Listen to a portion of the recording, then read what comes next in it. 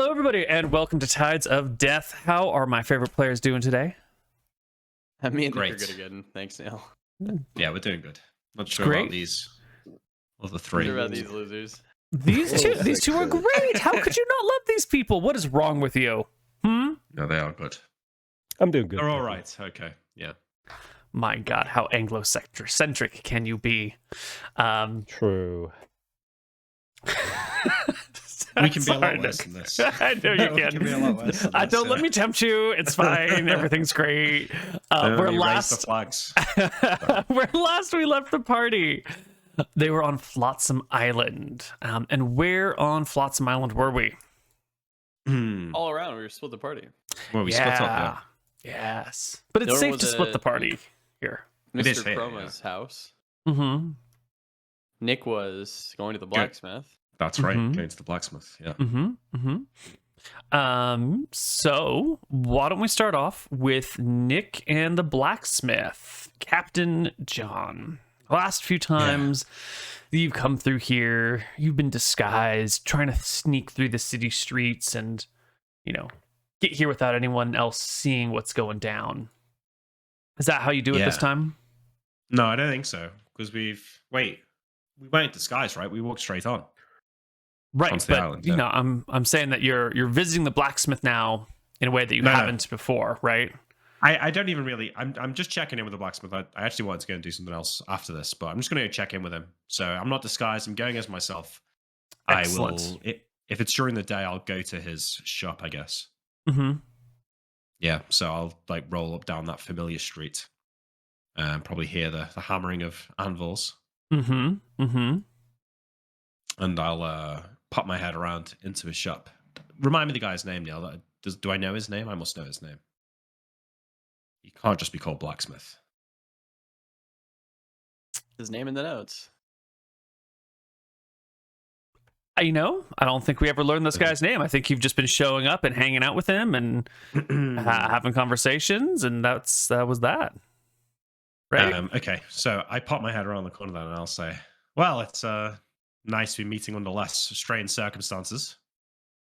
Yeah, and he looks at you for a moment, and then, without the darkness and without the hoods and the disguises, it slowly dawns upon him who you are, who's arriving. And he falters a moment and goes, hello there. My friend, I'll go to shake his hand.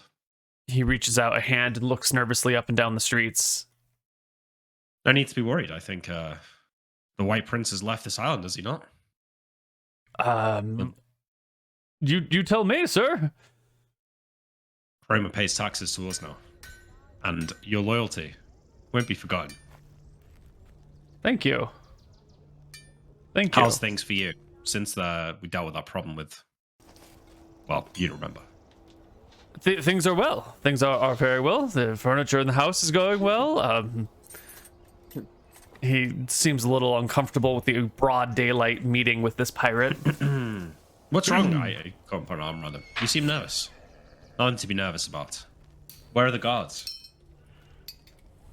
That one is no longer a problem, and the others are, I'm assuming, off to do their... Is there something I can help you with, sir? Good sir. Fine customer, sir. I look around the shop. The other blacksmith, his apprentice and that, they're watching. His kid's over there, plunging some nails into some water and then popping them out and going, grabbing the other nails and quenching them, and then, placing them on something to reheat them. Just doing some, early stuff. Yeah, okay, so I start to walk around. I pick up a sword and look at it and put it back down. I'll look at his hammer or whatever. Sort of do a little lap around the workshop, give a wink to the kid. And I'll say, nothing really in particular I need. I was more wondering if there's anything you needed. No. Everything is fine here. Business is okay. Ever since Lady Nightingale left, things have been a little economically depressed, but I'm sure they'll pick up. I'm sure they will. Talking about that, I've come to give you the second payment I owe you. I'm going to drop this guy as I go to leave. Bargain for gold. Let me see how much the party 50 can spare gold to pay coins, him. then. No, it's maybe a bit more than that. I think I'm gonna give him like 200 gold. You're dropping him 4 bags, Nick. 4 bags of gold. Sure. You know. They clatter on his table loudly. His son looks up at the sound of coins dropping. He sees 4 bags, probably thinking they're silver, maybe copper. 4 bags is probably copper. He goes back to his work very quickly. The blacksmith, opens them, and his eyes go wide as the gold glitters in his face. I tap him, like reach out, like pat him on the shoulder and say, keep up the good work. And Yes, sir. Do you need any more copper wire? Not right now. Thanks. All right. And you can disappear. Yeah, after this, we can put someone else. There was 2 ships that were in the 2 decent-looking ships in the harbor that had been like stranded there, and they can't use them because of the dragon. Yes. The harbor master told me that where the woman that owned them were, so I want to go and speak to her. All right. And while we're doing this, we're going to flip over to Archie real quick. What are you doing while everyone's going around town with their own little mini missions in mind and interrogating nobles? Oh, that's right. You were hanging out with Nilram. Yeah. I think I'm just hanging out with Nilram at this point. Just, making sure everything's good, making sure I'm looking around, nothing fishy going on. Not that I would notice, but... That's true. Okay. No plans, no desires of your own? I think so. The biggest desire that Archie has right now is to find out what eating that piece of a dragon did to him. Yeah. But it seems like that's not really going to happen until he gets into a serious altercation. You think it's definitely combat related, though? Yeah, for sure. Okay, cool. That seems to be. I mean, like that's what he wished for, right? Yep, that was the intent of his desire. So let's do Nilram, who's right with you. Nilram, you have left Lord Chroma's estate, and you're walking back through Port Ferris. You've successfully intimidated the boy. His guards all sort of backed off, except for that one who seems like she knows what she's doing. And the town's sort of yours, right? Didn't you just bully yourself into being king? Yeah, how much gold did we get? It was just an agreement to give you half of all the taxes, right? Yeah, but I usually collect it. We collected it immediately last time, so I think I was going to collect it immediately. Because this will just depend on where we go. Archie, I'm assuming, is carrying the gold. Yeah. Yes, I think you ended up pulling out. I want to say it's like 1,000 gold. Ballpark. It's a big old. Is that good enough as gospel to add it to the character sheet? Yeah. Or to like the Yeah, you can just haul it back to your character sheet and just add 1,000 gold. Nick added to the party sheet minus 200 gold. Thanks for being honest. So what, 800, yeah? Yeah, you had 800. I'm adding. I give Archie 100. Does he want it? Sure. 100 gold. Cool. Do I need to take another 100, or do you just give? No, I just gave him 100 of mine. Okay. Trying to think if there's anything I needed to do here. Oh. I want to visit the local orphanage real quick. Ah, yes. The local orphanage. You can arrive. You did insist that Lord Chroma pay for the orphanage or, donate extra money to it. But that was just a few minutes ago, so that money hasn't arrived yet. Yep. You can walk on by, and there's a couple of kids playing outside in the small little jungle gym that's been made for them. There's How's the building look? It's a hot tropical climate near the ocean. Everything's always in a state of decay. The thatch is sort of old. It's got that like old barn wood, and it kind of like looks pretty, but you just know it's sort of rotting and falling apart. The sidewalk out front is mostly clean, but little weeds are growing up between the paving stones in the middle of the road. The jungle gym that the kids are playing on is filled with splinters, and it doesn't have that nice soft ground that parents would prefer children play on. But then again, they don't have parents, so who cares? It could be better, but it's functional. Nilrum's whole goal with all the orphanage stuff now is to still find apprentices. He Mm-hmm. wants to give Sylvie a love potion in order for her to be 100% devoted, but he also wants his apprentices to like war for his attention and his teachings. So he's going to keep the orphanages around not only to fill the coffers of our like bring in people to work for pirates, but also to find like the one like new apprentice. Right. So Nilrum 18 he's going to go to like a woodworker, a carpenter. He's gonna go to a carpenter. How much gold do they want to go and fix up the entire orphanage, like make it new? I mean, make it brand new. It's probably about 1,000 gold worth of labor to be done there. You need wood. You're gonna need stone for the foundation. It'll probably take 30 hands, a couple of months to put that whole thing back together. Gotta fell some trees, haul them in. You'll need new chains and ropes. Like $100,000, right? Yeah, to rebuild a house, like a multi-story building. Yeah. Norm will pull out 200 gold. He'll place it on the table. Just fix up the place, make it look nice. This should cover it, I think. He'll pick the bag open. And he, guy looks to the gold and goes, "Oh, that's great. Did the priestess over there give you the go-ahead? I can't really go just building people's houses without their permission, Let's go over there and say it was an anonymous donation, and should work. Yeah. Yes, sir. He says. Okay. And that's that. He'll go to like a local, I don't know, who mows the lawns, etc. Like a gardener. Or whatever. Yeah, gardener. He'll go hire them to fix up the grounds and whatnot. Yeah, you get 50 gold. 50 gold for the gardener. They'll fix the grounds for a year on that amount of money. Yeah, that's nice. Norm's got a soft side. That's what Norm did. It's definitely kindness and not personal gain that is going into this project. Just sweet, kind Nilrum. He thinks about saying it was anonymous, and he changes his mind. Ooh. Let him know Lord Nilrum did this. Lord Nilrum. Excellent. I'm sure that will go over well. Lord Nilrum the Maleficent, and he'll write it for the guy to give him like a card, Right. That's good. Excellent. Now we go to Sail. Where last we left you, Sail, you had a plan. You were going to get the local police, the constables, the sheriffs, the guards to enforce your will and to round up those of the faith of Astaire, right? Well, I've had a little bit of a think about this.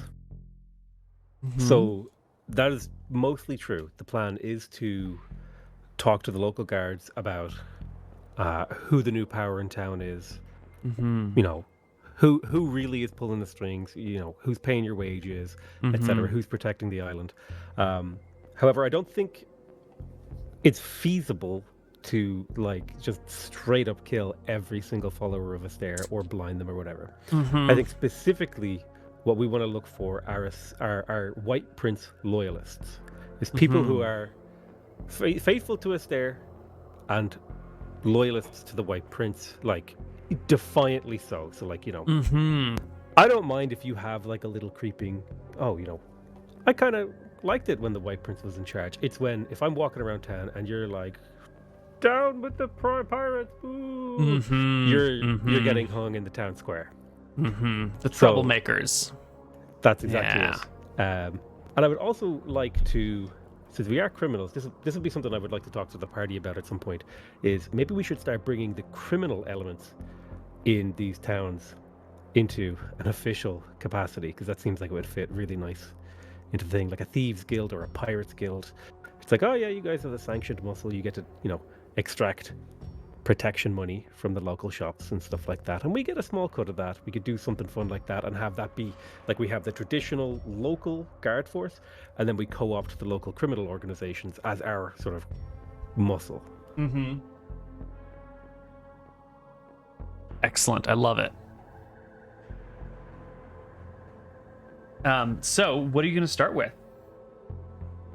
Are you going to start with letting the prisoners out of jail, or are you going to start with a little bit of mayhem?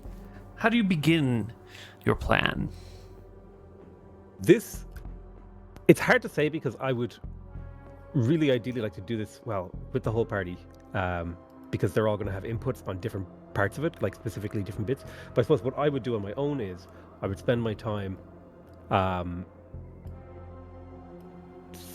finding like the local guards and having maybe a chat with a couple of them, like, yada yada. Who do you know who's loyal to the White Prince?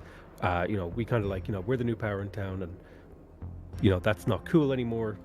We need to find those people. And then I would also do a little bit of scouting, find out how many clerics are on the island, which gods they're devoted to. Would mostly be information gathering, and then I could bring that to the party and see exactly what we would want to do about it. Excellent. Okay. So which of those would you like to start with specifically? Like where do you go immediately? I suppose my immediate priority would be to identify how many clerics are on the island and which deities they follow. Great. That's a pretty easy thing to do. You can just sort of ask random locals, because clerics don't hide their clericalness. In fact, they espouse it. And so the number of clerics on any given island should be relatively easy to learn. You ask 10 people, figure out what the average answer is. Boom, there you go. Or, you get individual names of clerics and see if anyone's missing from anyone's list. And you will find here in Flotsam Island, there are 3 clerics. 2 are of Astaire, and 1 of Nerul. Astaire and Nerul. Okay. Astaire is a god of, law, order, blah, blah, blah. Nerul is sort of family, home, hearth, society, like people coming together. Well, there's a little overlap with Astaire there, but more of like the personal house god, the god that will keep the fires burning and keep your family protected and safe. Notably also the deity that blesses homes to ward out evil spirits. Vampires can't enter your house unless invited because of a charm of Nerul's that she places on all homes. Cool. Yeah. So, like, Astaire is like order, and Nerul is like home and family. Home and family, hearth, that sort of stuff. Mm-hmm. Okay, cool. So I have a good count of the amount of clerics on the island. I guess I would like to have a chat with whichever of the clerics I could find. Like if I can find the cleric of Nerul or one of the clerics of Astaire, I'll just have a conversation with them. Tell them what's going to be happening on the island going forward. Tell them what I've done on other islands so that they know I'm serious. Yeah. Well, the cleric, one cleric of Astaire is here in Port Ferris. The cleric of Nerul is here in Port Ferris. And then the other cleric of Astaire is in that village to the far north.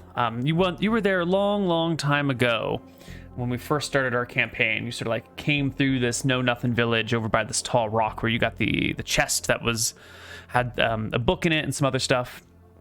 You barely walked through the village. No, that was... Well, I think you threw multiple chests down a hill, so maybe, yes. I think nearly every chest we've obtained has gone down a hill. Yeah. So this village up here is Nick, where the second cleric of Astaire is. It was like the nice old lady, that village, remember? And we sort of kidnapped our son for times. Yes. Mm-hmm. I remember. Those were the good old days. Yeah, I will go and have a chat with the cleric of Astaire in this town. Excellent.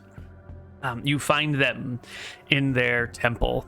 Not in the main port area, but just off of the main port area. And there are two, I don't know what you'd call them, two faithful clergy members with them who have like spiked chair legs. It looks like someone's like ripped a leg off of a chair and just put a couple of nails through it. And they're holding these at the bay at hand, while the cleric is at the altar with a big leather sack, stuffing things into the leather sack. As you like walk up towards the door, and one of the people with the spiked clubs is like, "Sorry, the temple's closed today." I'll kind of regard him with disdain and say, "No door is closed to me," and I'll continue walking. He tries to, come down the path in between the pews to block your approach, holding the club, not like up in front of him, like he's going to fuck you up, but down at his leg, in a way that is showing it off, but not directly threatening. And he says, excuse me, I'm sorry. Today's a special day. The church is closed. Blocks your path. Is the ground underneath him stone? Yes. How long does the stone shape cast? I'm gonna walk up to him and cast it so he falls down a hole. Stone shape? Is it like a full round of casting? It is a full 1 minute of casting. Stone shape where you have to have the thing made. You got a little bit of clay also? that you shape it into the thing that you want. Yeah. Oh yeah, basically just gonna take a piece of clay and then like stick my finger down into it, Down like, and into just it, make a hole that he falls into. Right, And then so you- walk past him after I do that. Pull out this clay, you model it as you want, and it'll take a full round to cast, a full minute. So you start like intoning these words and going through these motions, and immediately the guy gets wary and he stops, right? Like he was blocking your path, and now he takes like a couple steps back and he looks over his shoulder and he calls out, Duster, and the other Klei, who's hanging out with the cleric by the altar, looks over and seems a little bit worried. And you can still see this as you're casting the spell. And he nudges the cleric, who looks up from the packing of the bag over towards you. The cleric also casts spells, and he's pretty aware of what's happening. His eyes go wide with fright. And this is about the time that your spell is finishing up here, as the ground opens beneath this first minion's feet. There is no saving throw for this guy, and the pit just and he falls. I'm not trying to kill him. I'm just trying to like take him, put him somewhere. Sure, else and he yeah, can't it'd have get to be out. a 10-foot pit to do d6 damage. So if it's a 6-foot pit, that's just a nice deep hole. It's like a show of power rather than a fight. What level are you? I am level 7. So Perfect. You can do 1 cubic foot per level, so you can do like a, 1.5 by 1.5 by 5-foot pit. It won't kill him. He might sprain his ankle or something. And he'll reach out his arms to the side and catch himself as he's like falling down. And you can easily walk around him. The man named Duster, who has got the spiked club in hand, puts himself between you and the cleric, who stops packing up the altar, tosses the bag over his shoulder, and we should roll for initiative because he's making it for the door, while Is the cleric of who? Nerul or Stare. Stare? Yeah. I'll call out and I'll say, well, I'll roll initiative, I guess. Yeah. I'm just gonna talk, so I don't know what initiative you want there. You can just talk if you want to talk. If you're not going to cast a spell or do something, you can just chatter. I'll say, if I came here in violence, yous would already be dead, including your friend. And I'll like thumb over my shoulder as he's like struggling to get out of the hole. Mm-hmm. I'm here to have a conversation.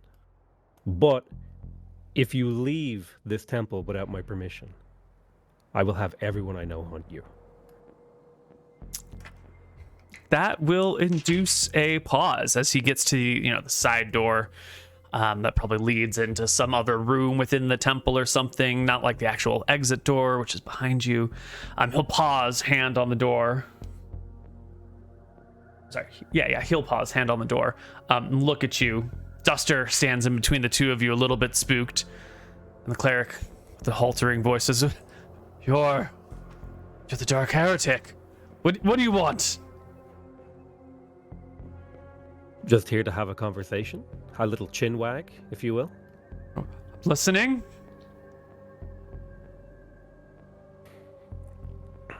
It's very hard to have a private conversation when you have two goons here. He looks to the goons.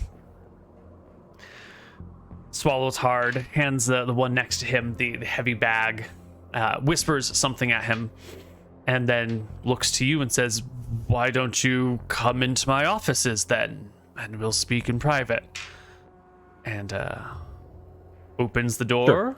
and walks on through, leaving it open behind him. Well, the one with the bag gets out of your way. The one that's in the pit has crawled out now, but is already halfway out the back door, or the front door. Sure. I follow him into his office. Okay. It's just a straight turn down a very short hallway into what appears to be an office with a little bed on the side, and there's this like large mace sitting on the table, and the cleric is in front of the table with his hands sort of behind him on the mace, kind of almost sitting on the edge of the table, but not quite. Sort of like resting his butt there.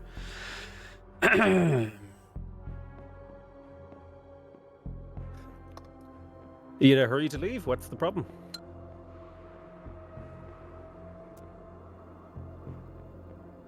Rumor has it you're here to kill me. I was, initially. I've had a change of heart, and it's based on one condition. How do you feel about the White Prince? The White Prince is our Lord and Savior. He has brought order to a chaotic land. He has tamed the seas. He has given us meaning, purpose, security.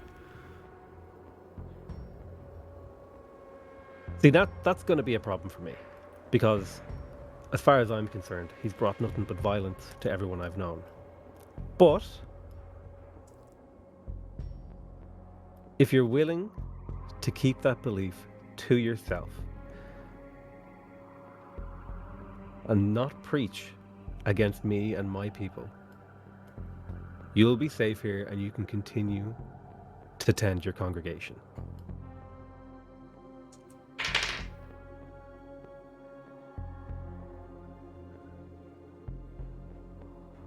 You're asking me to abandon my faith in exchange for my life?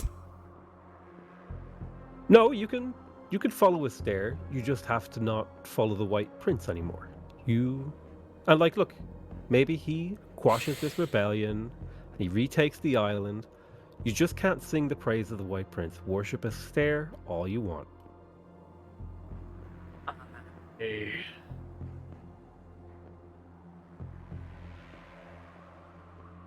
How long do I have to make up my mind? How long do you need? A day? A day. All right. A day is good enough. The second condition is I'll have you watched. There'll be a couple of men assigned to you forever while we're in power of this island. But they both function as bodyguards and as watchers to make sure you don't start, spreading rebellion. I see. Those are the conditions. You are more gentle than rumors have led me to believe.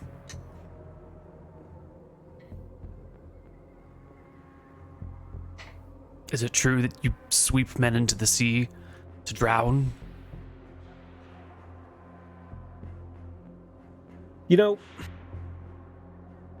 I have done that a lot. But recently I've been thinking, why fight when you can negotiate?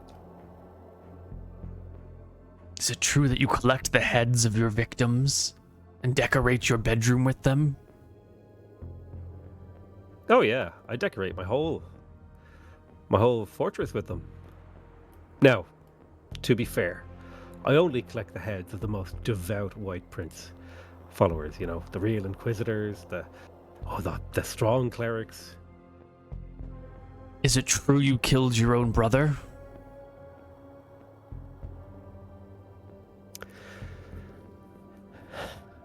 He wouldn't renounce the White Prince. He nods in understanding. Lets go of the mace. places his hands on his thighs. I'll hold out my hand and offer him a handshake. He'll take it, keeping eye contact and giving you a once or twice up and down shake of affirmation of understanding what's at play here. Yep. And keep the people of this island safe. That's your main job from me. And then I'll leave. And you go. Okay. I would like to say I got a Jack Sparrow quote in that conversation. What was it? Why fight when you can negotiate? Well, take your 100 experience. We should probably announce this new experience. Oh, I thought we delivery did. method. I think we did it before the stream started, right? Oh, I thought we did it during it. I'll take that 100 XP. Yeah, Take that 100 It wasn't XP. live. Yeah. Tell us the new mini game, Nick. The new mini game is trying to sneak in Captain Jack Sparrow quotes without it being forced, and Neil is the arbiter of whether it counts or not. Mm-hmm. And it's worth 100 experience. You can do it right. Yeah. And you'll have to tell me because I might not pick up on them. But that was well I feel done. like, that one was okay because that is a famous one. But, you can't just be quoting anything that Jack Sparrow says. He says a lot of stuff in the movies. Has to be recognizable at least. Yeah. Somewhat. Yeah. Yeah, to be fair, there's only like maybe 20, 25 really recognizable quotes. So it's only about 2,000 experience up for grabs here. Yeah. Well, the party will reconvene at some point that probably evening. Wait, I'd like to go and buy these ships off this one. Oh, yes. That can be in the tavern though, so the rest of the party can be there when that happens. Sure. I don't know where she is. Right, we came in, we spoke to the harbour master, and he was like, "These two ships, who do they belong to?" And he was like, "Some woman, I think." Some woman. It's always the start chick. of some trouble over here. Okay. Ships. Wasn't it like the honeydews or some shit? The honeydew? I thought it was like the noble name of the family. It was like honey something, I thought. Don't recall that, but essentially. Happened at Okay. about 1 a.m.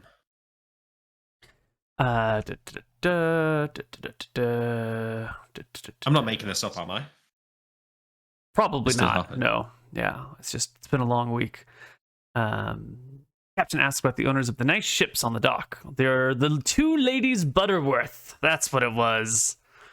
Right. Yes. The ladies Butterworth will arrive at the inn after you've negotiated. You've told them that you would like to meet them. The party can be here with you. Everyone's gathered round some table as the ladies Butterworth come on in with a small retinue. One proper knight with them, bodyguard. Nice. A couple of, lackeys, a scribe, some servants to fetch them drinks and whatnot. These ladies are, in their 50s, maybe their 60s. They're a little bit older, but their faces like covered in like brightly colored makeup with, very pale base. So that's the fashion of the style. They've got like feathers and overdone hair that just billows up all over the place. Their dresses have these like big hoops underneath that almost make it difficult. Well, that do make it difficult to get through the front door, and they kind of have to be like squeezed in. And as they walk through and come towards you, you can like smell the perfume rolling off them. They're like the epitome of overdone decadence of, the upper middle-aged nobility. And they come on into the inn, are quickly pointed in your direction, and walk over towards you. I think we're all a bit taken aback by the scene as these two women walk in. You said they've got a knight with them and some other people? A servant who's like gonna go fetch drinks, and there's a scribe with a little notebook and like a tight-fitting cap and that sort of appearance, and then a couple other handmaidens whose jobs are probably ceremonial or perfunctory or just companions to chat with while they travel, that sort of thing. So 5 people total. 5 assistants total: knight, scribe, servant, handmaidens. As they start walking in, I'll shout over to the barkeeper, like, "Get us some drinks. Something appropriate." Blitty's Butterworth come to your table after being directed here and give you a very quick half curtsy. Evening. Take a seat. Thanks for. Evening. Is Nilrim there? Yes. You must be the Ladies Butterworth, is that right? Yes, we are. The pleasure is all mine, certainly. I reach out to take their hand and kiss it. Yes, they give you their hands with bejeweled rings upon them. They must have spent all their money on their outfits Hold and on. jewelry. I want a appraiser check. I kiss the hand. I went to school in England, so I understand. I didn't get it. Ooh, appraisal check on 20. Not quite good enough. You know, they came out really flashy and came back in. You couldn't quite tell the quality so quickly. Well, I've been around Flotsam Island quite a bit in my day. I've never seen you two before, and I certainly would remember two ladies as beautiful as yourselves. Well, then you must not have been going to the right places, sir. This is your home? This is a tavern. Well, I mean the island, of course. Yes. Now, You live in... my manservant tells me that you have an offer on the table for us. Please, speak Well. your piece. I'm aware that I know who you are, but do you know who we are? Not a clue. Perhaps you should ask your manservant. I was told there was a scruffy man who was offering to buy our ships. Scruffy, you say? I'll have you know this feather has came from a lady's bedroom. Small. Well, I don't say that. we don't make a habit of paying for ships, let's put it that way. And I'm trying to turn over a new leaf here.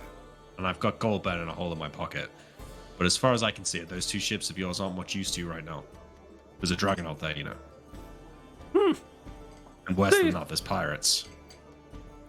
The small folk are always coming up with excuses not to have to work.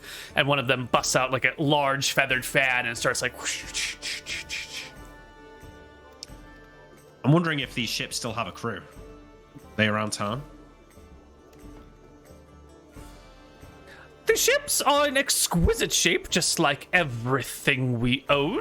The crew is handsome and well paid. Good, But good. what sort of offer are you willing to make? Well, I didn't have a proper look at them. You said they look nice enough, but I'm not sure that they're not brand new, let's put it that way. Boy, I am the matriarch of the Buttersworth family. Do you think I would dabble with anything other than the finest ships in the sea? Of course not, of course not. But, you know, they've been around for a while. Doesn't make something bad just because it's old, right? You give them a wink. She flutters faster. Here's the offer. One ship, 6,000 gold. Both of them, 10,000. Surely you're jesting, sir. Surely you're jesting. I'm not jesting. The alternative is that we find the crew ourselves and we'll sail out of here with them. I'm not sure that your pretty boy over there is going to do much to stop us. That's robbery. Well, we are somebody tell the pirates, Norm will guards. say. Really? I Who, take you're drink. Is there- speaking is there a openly of manservant? piracy? Yeah, there's Is a there like manservant. a manservant? Is it just one? Yeah, it's the guy who went to go get the drinks and has come back and is now standing quietly behind them with his hands folded in front of him. Love you, Nick. Here you go. What are you going to Throw do? magic missiles the manservant, just pop. Oh, shit. The music in the bar stops. The drinks hit the ground. The bar goes quiet as the man hits the deck. The one knight draws his sword and it's just like shaking in front of you guys. It's like wavering. Ugh. I give him Archie I give a him shoulder. like a calm down, calm down. Oh, okay. Well, if the guy sits down, then never mind. But I'm going to... He doesn't say. Nudge her. He's just like, I nudge Archie and say, go and get his sword. I'll yell to like a common person nearby on like the next table, hey, go get that knight a drink, and I'll flick him, I don't know, a fucking gold coin. Archie, are you gonna go and disarm the quivering knight? Let's fucking do it. You walk up to him. The knight turns. Sword faces directly towards you. It's sort of shaking in the air. Back. Don't make back. a scene. What are you going to do about it, Archie? I'll try to, as discreetly as possible, disarm this man. Give me an attack roll to grab his wrist. And blade and all that jazz. Seed is still good. You quickly, fashion a grip on the knight's wrist, and the hands drop the sword immediately. You can catch it, by the handle with the other hand, and the knight backs up quietly. You have their weapon. Yeah. That wasn't much of a fight at all, was it? Nope. Go ahead, Captain. I think these ladies understand a bit more clearly now. Like I said, 10,000 gold. That's a good offer. We could walk out of this with these ships for free. For the 10 grand, I want your crew gathered and for them to, sail the ships out of here with me. And your papers. Otherwise, I'll just take the ships myself. The two ladies Butterworth turn in towards each other. They're matching hairstyles, kind of coalescing into one big blob of dyed hair and large gaudy feathers with little bejeweled things dangling off of them. There's some murmuring going on before the larger, older ladies Buttersworth. Can I get a check to hear it? They're obviously whispering really hard, though. Yeah, they're definitely talking in amongst themselves. You would need to make a really good... You're not a rogue. You don't have a detect noise. Yeah. I think that they're just, they're huddled close and whispering tight. There's no way. Yeah. Definitely not with that. Perfect. They'll pop back up, and the older, more distinguished ladies Buttersworth will say, 10,000 gold is just a mite shy for two very fine vessels like that, and I hear your word that you could take them, but you wouldn't want to damage them or the crew or scare off anyone. It would be to your advantage to take it peaceably and within the confines of good society, right? You wouldn't want to... I agree. Well, let's call it 14. And a ride out of this backwater town. We're done with Flotsam. Done with Port Ferris. We'll head to Port Prince. Let's meet in the middle. 12,000. And safe passage? And safe passage. Done.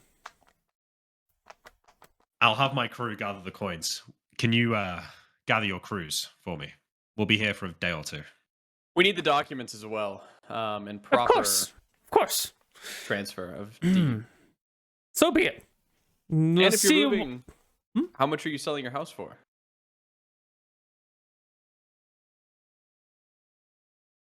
Well, that's also up for negotiation.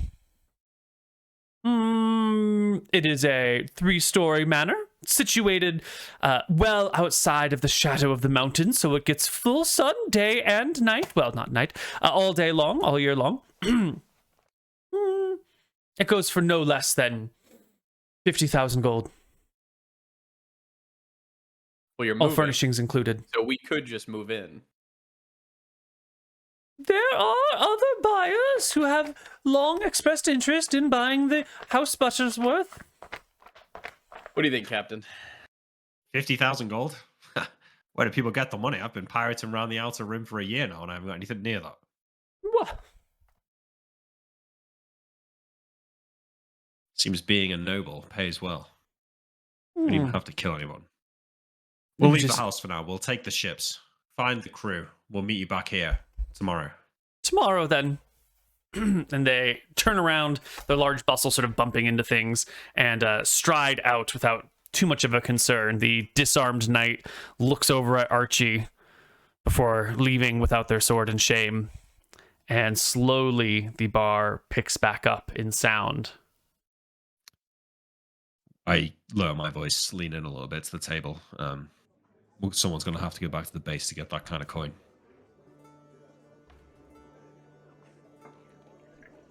Any volunteers? Someone should stay here at least. Someone can take the drums. Go with Nilrim. You need to use the spell, right? Yep. Shouldn't be a problem, Captain. You can do it? Me and Archie can do it. Okay, good. Well, assume we'll meet here tomorrow evening, so you can go in the morning. Is it nighttime right now? Just be discreet. It's I think evening. It's like evening. Yeah. Oh, no, we'll just go now. This is probably the best time to do it. Go at night. All right, let Archie have a drink first. Archie's been drinking, Captain. Has he? A little bit here and there, Captain. Just a drink or two on the side. Nothing special. That's okay. That's understandable. I mean, you still performed your duties admirably, so Of course, no complaints always, from Captain. me. Always comes first.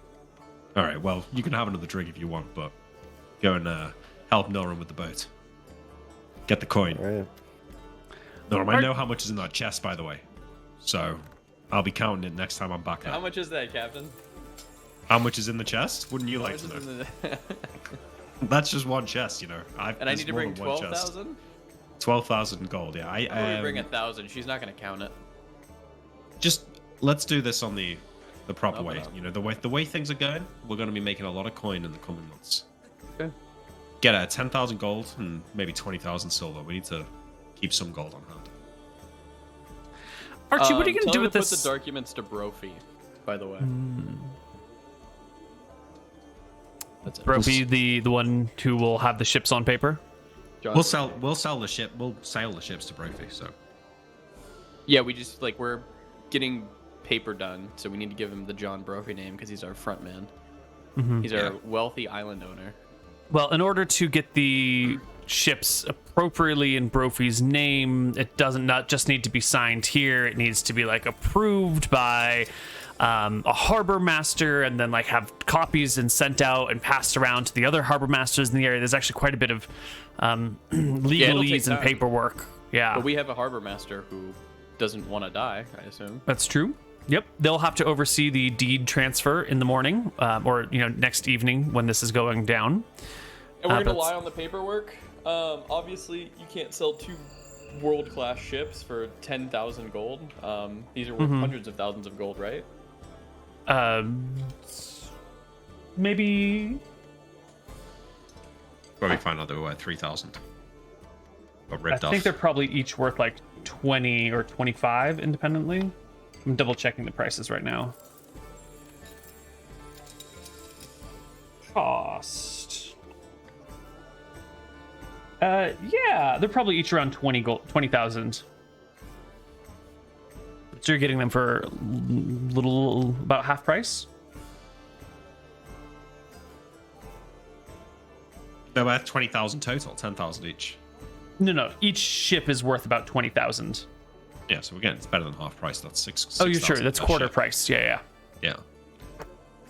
Yeah. So selling okay, them great. for quarter price is sort of a It's reasonable in interesting. the current circumstances, though, right? Sure. But I think what Mooton was saying is that it might look fishy on the paperwork. Yeah. Okay. Well, we can lie on the paperwork. That's Mm-hmm. fine. All All right. right. Cool. So I spend the night in the tavern with Sale, I guess. Maybe we can talk about his plans. I did have one question for Archie before he went anywhere. Absolutely. You got this guy's sword. Yeah. This is a sign of surrender. This man has, given up his weapon to you in combat. As a person who prides himself on being a warrior, this is a token of your enemy's surrender. What do you do with this? Is this, you chuck it to the side because it's just a random sword and you don't care about it? Is this you're going to keep it for a while sort of situation? I would probably give it to Captain John, see if he wants to do anything with it, because I'm not going to do anything with it. And I don't think Archie really sees the sentimental value in that kind of thing. I think he's more okay. practical in that, More utilitarian. Gotcha. Yeah.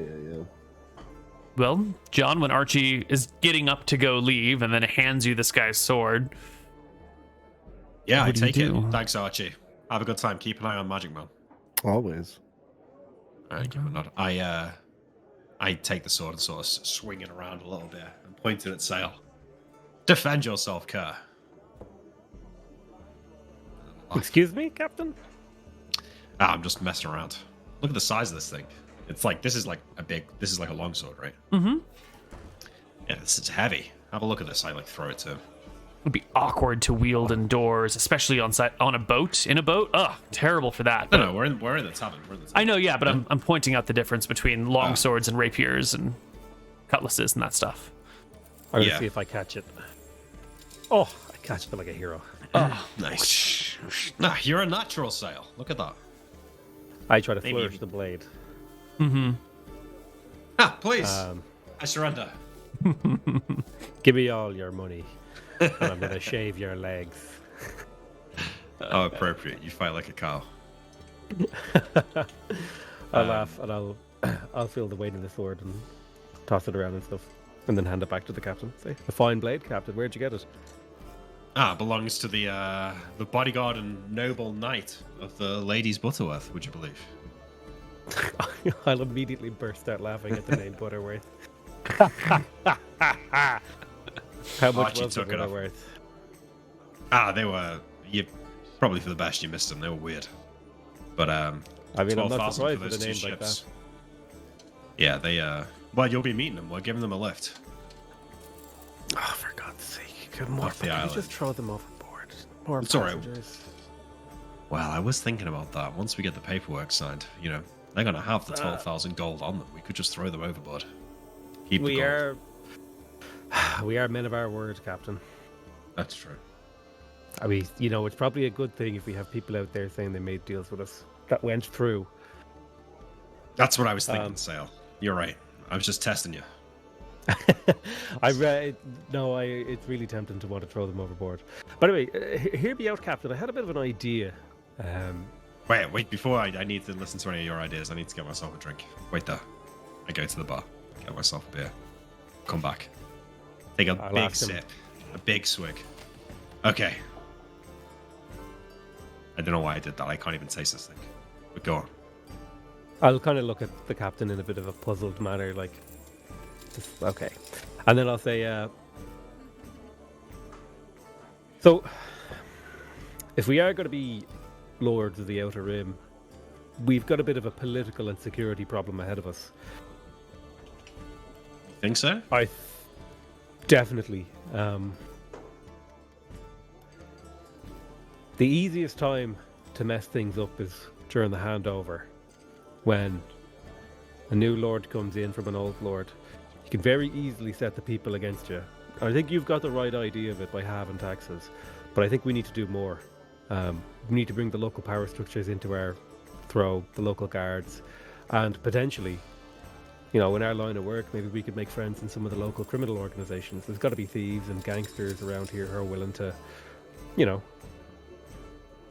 That's true. pledge You've gotta be allegiance to careful someone with who's that, willing though. to turn a blind eye. We don't. If chaos rules the Outer Rim, we won't be receiving taxes for long. Things will get out of hand quickly. I agree with what you're saying. We've got to be careful. I'll kind of lean back in my chair. Captain, you're the perfect example of what I'm talking about. What does a criminal gangster really want? What he really wants to be is to be just like the nobles in the noble houses. He just doesn't have a good way to get to be one. Now, we clear out a few nobles on each island, put some gangsters in those houses. I think we'll have some very loyal friends. Some very loyal, violent friends. That, I think, is a good idea. You're also making sure they're bought into the structure of the society as well. Exactly. And it's basically the same thing for everyone else. Out with the old king, in with the new king. Except it's just a noble who maybe carries knuckle dusters. Okay. So, should be pretty straightforward, right? We find the criminals, find the best 2 or 3, clear out some houses, put them in. We could even write them some noble titles, whatever. Write yourself in as King of the Rim or something. We'll fake Pirate King of the Rim. We'll figure it out, Make it fancy and real official-like. King of the Rim, I like that. That's what your mum used to call me. I'll burst out laughing. Good one, Captain. And I think with that, we're going to go to our first break, and we'll be back on the other side with some more Tides of Death. See you soon. Bye-bye. Hello, everybody, and welcome back to Tides of Death. Before we get any farther with Port Ferris, we're going to talk about experience, because it's come to our attention. It's been a little bit since we've had it. So, Let's find some appropriate experience music. I only need 24,000 XP, and then Oh, I'll is level that it? Only 24,000? That's nothing. up. That's it. Okay. Um, the Are we planning on things spending some time here as well? in Flotsam? We've got. Yeah. Because I would I like to don't learn a know. new spell or two. Yeah. We need to give those ladies a lift back to Port Prince, and we need to drop these ships off with Brophy, but we can spend some time on the island, maybe. Can you guys do that, and then Noam just stays back and You want to stay pick here? him up? Yeah. Yeah, I mean, we should be. Well, what if we get into trouble in Port Prince, though? What if we just Have take some? Brophy What if we? drop him off?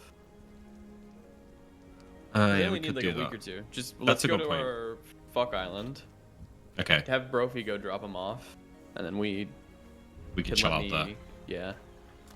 Yeah. Okay, don't forget that you have got the meeting with the clerics. Huh? Clerics that are after you to kill you. Oh yeah, that's within a month, right? I want to learn Wizard Sight, which is a 3rd level spell. It's fine. I say okay, fine. We'll go back. We'll take the ships to the island, and we can take some time there. I'm gonna come up with a plan for. I'm gonna come up Meeting with a the plan for wizards. like. Well, I'm gonna try and come up with a plan for sort of like taxing the outer rim. Whilst we're there, and then we can, execute it after you've yeah. learned your spells. Neil's doing his thing, so I think I can just ramble. Nilram got a new spell book that he would have told the captain, probably alone, about. Mm-hmm. The new spell book. I was reading through it on our voyage back. Where'd you get There's that? a few. I got it from the dragon. Okay. Don't you feel silly now that you didn't get something? I mean, This spellbook contains, on the lower end, Wizard Sight, which will help me spot people who are either wizards, clerics, or people who have the affinity to be one. There's a No, spell thank you. called. Oh, go ahead. stop murdering all those children. That's right. You'd just be able I to don't see have them. I can just see it. Perfect. Avard's Black Tentacles. The spell component's a bit obscure, but we'll probably get it one day. What I is need it? a giant squid or a giant octopus Find that. tentacle. You can find that. It'll You've got to spring read that around forth. here somewhere. Think like 10, 11 tentacles that'll just pick people up, maybe wreck a ship. But the real meat of this, he'll show you the page and point out enchant an item, lesser permanency, and greater permanency. This is what I should. need. What does it mean? Well, these will let me create magic items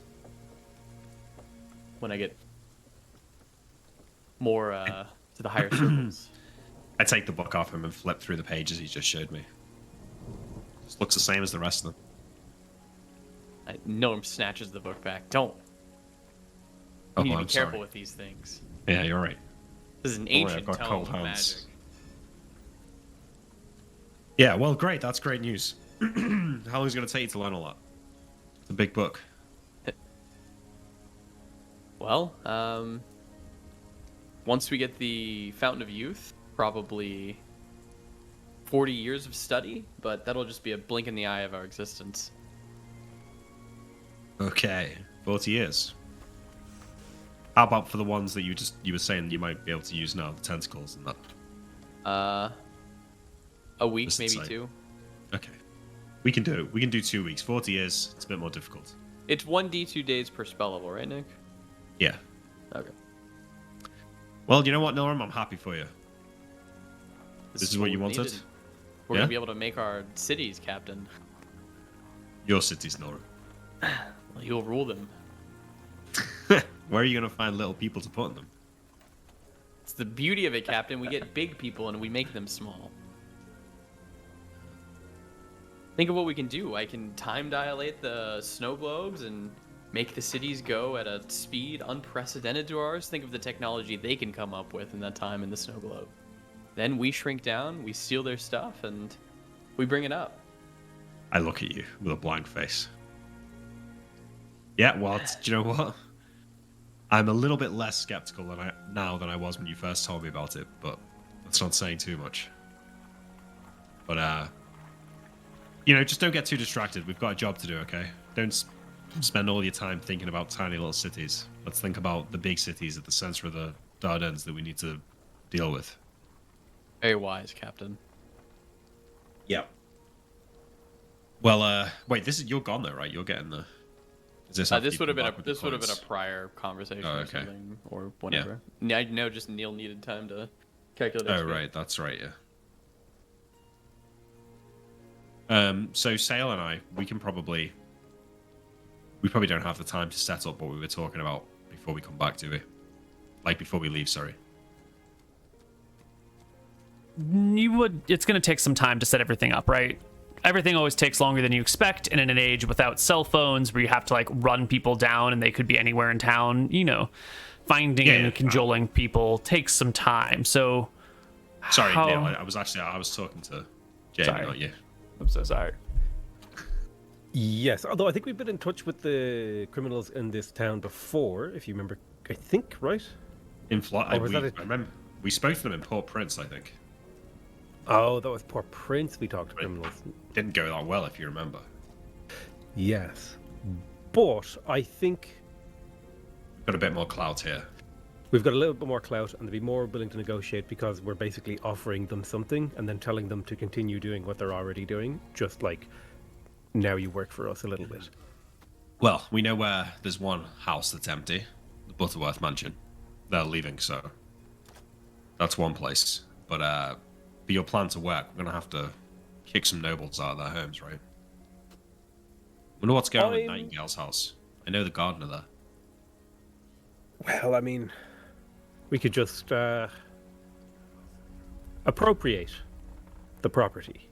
She's still a friend, but we can see what's going on. Come on, let's go now. I've been in there before. I'll show you. I'll show you some of the places. Give them a wink. Yeah, sounds good.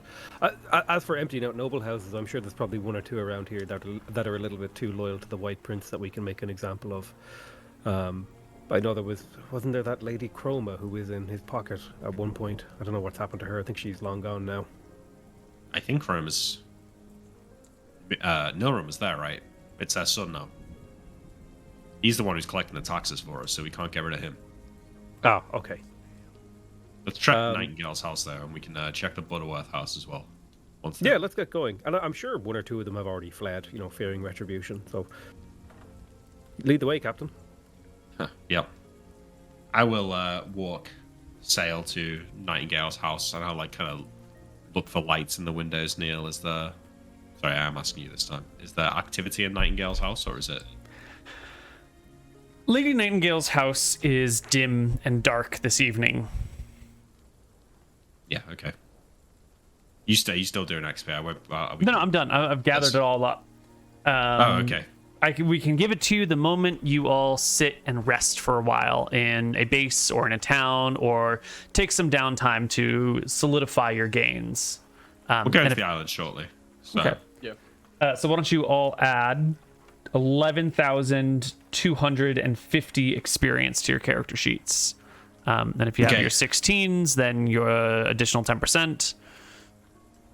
And Captain John, I'm storing up half my XP.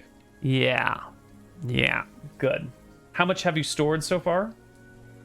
13,625. Ooh, okay. Cool. I have stuff for you, but you're not quite there yet. Fantastic. What was the number you gave? Sorry, my brain, just... 11.25 thousand. Damn. That's before the multiplier? Yes.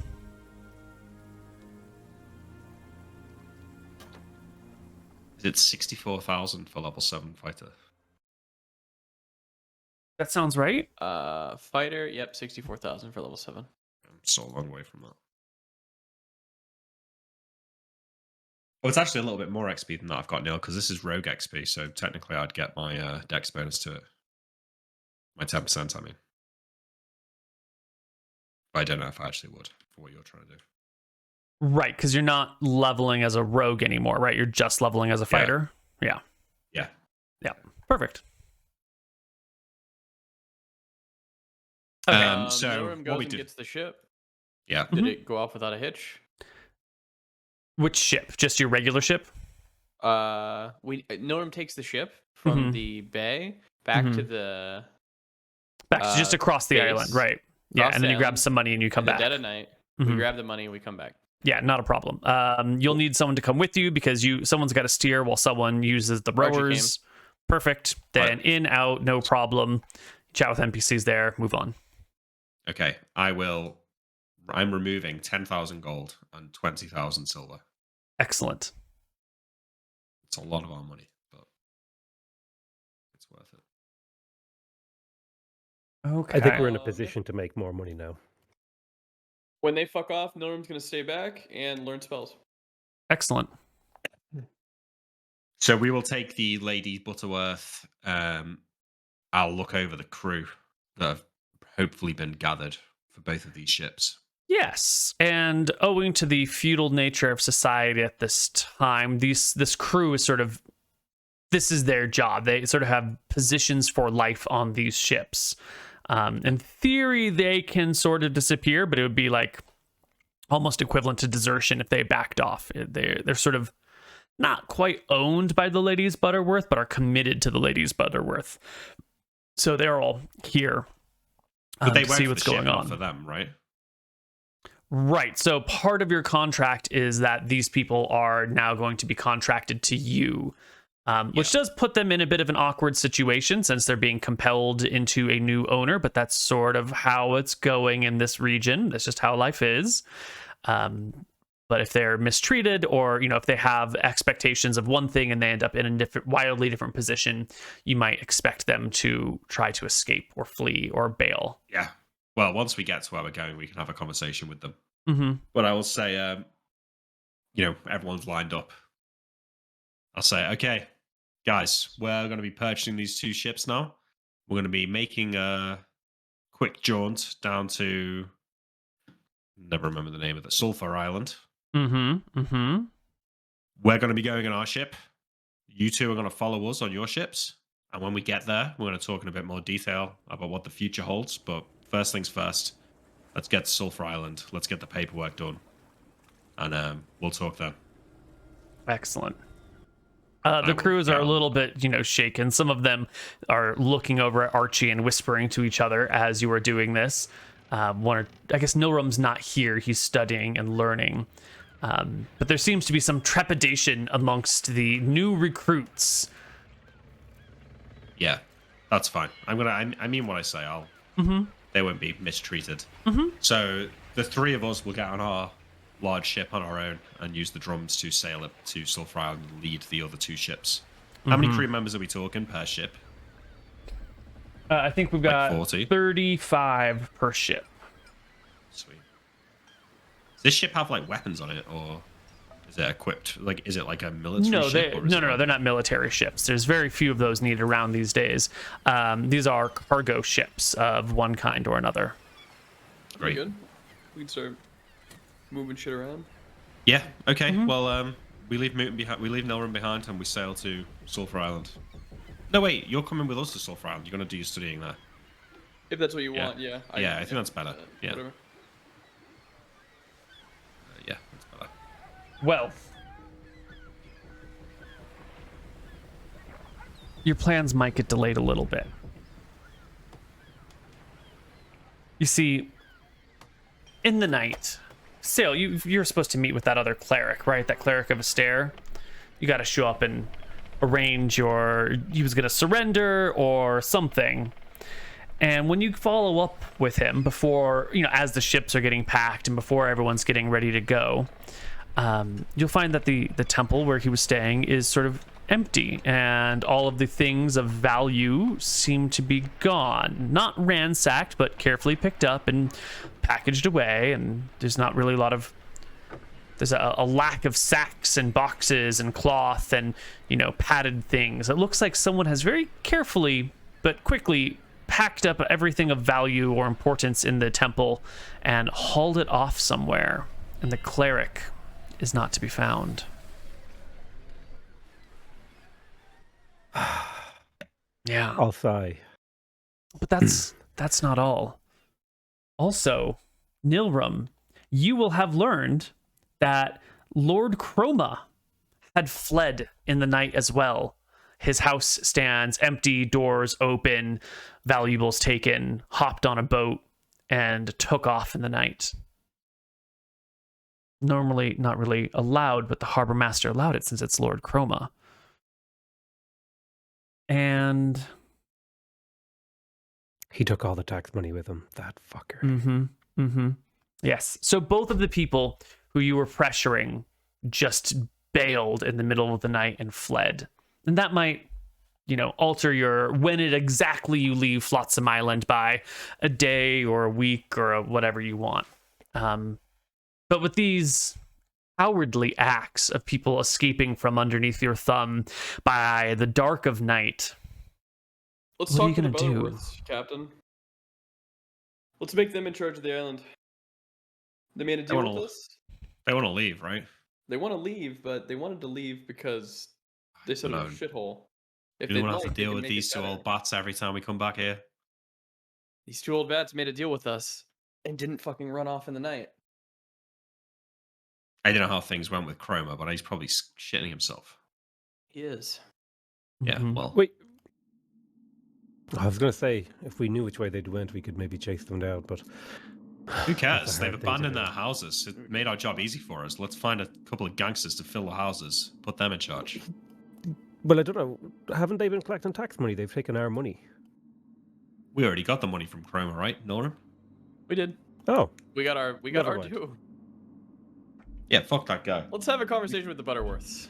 Unless you think it not be beneficial, Captain. We want a noble head to lead the island, someone who's been here for a long time. We can't just install someone new. It needs to be a friendly face. Well, we can raise up some new nobles. There's empty, nice estates that are empty. Don't know if we've got that authority yet. Maybe Nilrum's right. Fine, we can ask them, but I don't suppose they'll want to stay. They probably want to leave for the same reasons that Chroma left. Some people want to leave for those reasons. Some people want power. These two ladies, they're gonna think about the taxes that they're gonna receive, and they'll How big buy was more jewelry for us. How big was Chroma's house? Bigger than a three-story mansion? Yeah, hers is also a 3-story mansion. But is like Chroma's house nicer? Yes, it's a little bit larger. I mean, if you walk around the town and observe the Buttersworth house than the Chroma house, you'll see that the Chroma house has larger grounds, a larger garden, square footage is a little bit bigger. The Maybe ladies we trade them houses. Ladies Butterworth definitely seem to invest much of their income in their appearance and sort of like the shows of power. So they've got like gaudy taste and gaudy displays. It might have more actual material value in their home. Maybe you'd have to do like an in-depth analysis. But the Chroma house is perhaps larger. Maybe we go to tell the the Lady Butterworths, Butterworths, tell them they can stay in Chroma's house. We'll trade them for their house. They can take all their stuff with them, and then we can put Wait, someone why else would they inside want theirs. Chroma's house? Bigger, isn't it? Better, more Might be prestigious. bigger, but their house is... Well, we'll ask him. Sure. What do I know? All right, fine. Well, we're meeting them now anyway. So Yeah. let's go. Where are those chests? You got them? Yes. Good. Good. All right. Well, I get the crew to help me drag the chests full of coins to the dock. Okay. It all gets dragged down to the dock. Yeah. Okay. I walk up to the ladies Butterworth. This is at their house after you've made the deal, or I'm assuming that we're making the deal on the Okay. dock. Got Getting it. ready Sure, to sure, go sure. with the crew here. Yeah. Yeah. So at the dock, you're making the deal. You're being shown the crew. They're looking over at Archie a little sketchy wise. You've got the chests of money over here. The ladies Butterworth are there. Their knight is standing by with a empty scabbard. I would have got different spells for this, and it's not for killing people, it's for more roleplay. Okay. Yeah. As I go up to them, I will hand the knight his sword back. Mm-hmm. And I give him a nod. The knight I will bows politely and quickly sheathes his sword. I'll say to the two ladies, all right, well, we've got your coin, and the deal still stands. If you want safe passage, we'll get you to Port Prince. but there's been some interesting developments in the night. Lord Cromer has fled the island, and there's now no one here to sit in his estate and collect taxes for us. Sure you want to leave? Position's yours if you want it. Even the young Lord Cromer is abandoning this island. Why would I want to stay, or why would my wife like to stay, in such a run-down backwater place that even the peasant that was the young Lord Cromer won't stay in? By the gods, who's even left in this town that's worth talking to? Plenty of people, but Name I appreciate one. that. Good point. Thank All you. right, well, There's me. no life nor society left here. Excuse me, ladies Butterworth. We are upstart island owners, and this being one of our new islands, we would like to welcome you to the ground floor of it. We're going to be moving in a lot of the high society, and we can kind of help you shape this island how you would like it to be. If there are homeless people that you don't want on the street, I can deal with them. If you would like the roads to be changed to be more up to your standards, I can deal with them. If there are more unsavory types that you'd like gone, say the word, Mrs. Butterworth, and in a night, they will all be shipped off this island immediately. That's Ladies Butterworth to you, manservant. And no. hey, he's not a manservant, he's a wizard. Didn't he just offer to clean the roads for me? Is he not your manservant then? I I offered think you're to not kill. listening properly. I offered to kill anyone that you deemed unworthy of living on this island. Listen, The horror No. comes over her face as she recontextualizes your speech instead of just like moving things out of the way. Yeah. Like, yeah. I see. he people don't kills have enough this- people. He doesn't Some need people your don't have encouragement. the stomach to do it. But if you'd like to have a nice high society island where there are people worth talking to, we're going to need to up the clientele, if that makes sense. Perhaps I can point you in the direction of Lord Dengar. He's very old and has never been a fan of the White Prince, nor any of the nobles that have moved on to this island since the White Prince has taken over. His family used to rule this place long, long ago, and has fallen into some level of disgrace. The man is probably the oldest creature alive here, and still yearns for the earlier days. He might be more Well- interested in your new society. Sounds perfect. That's- Thank you. That sounds perfect. All right, let's get this show on the road. I've been sitting around on land for too long. Ladies Buttersworth, would you like to sail with us, or would you prefer to sail on with your... actually, I think for security's sake, you should sail with us. On which vessel Fortunately, shall son. we be sailing? And she kind of like looks across the harbor. Gnome smiles. I point at our ship. Is it the long ship or is it the big ship? It's the long ship. Is it the long ship? She looks at that. There's no hold. Where would my feather bed be? Okay. No, you're right. That won't work. I will sail on your ship with you. Oh, she turns to her wife. Sweetheart, this is just... Can you believe life has come to this? My, when I came out here, I thought this was going to be a new place. No, Captain, no.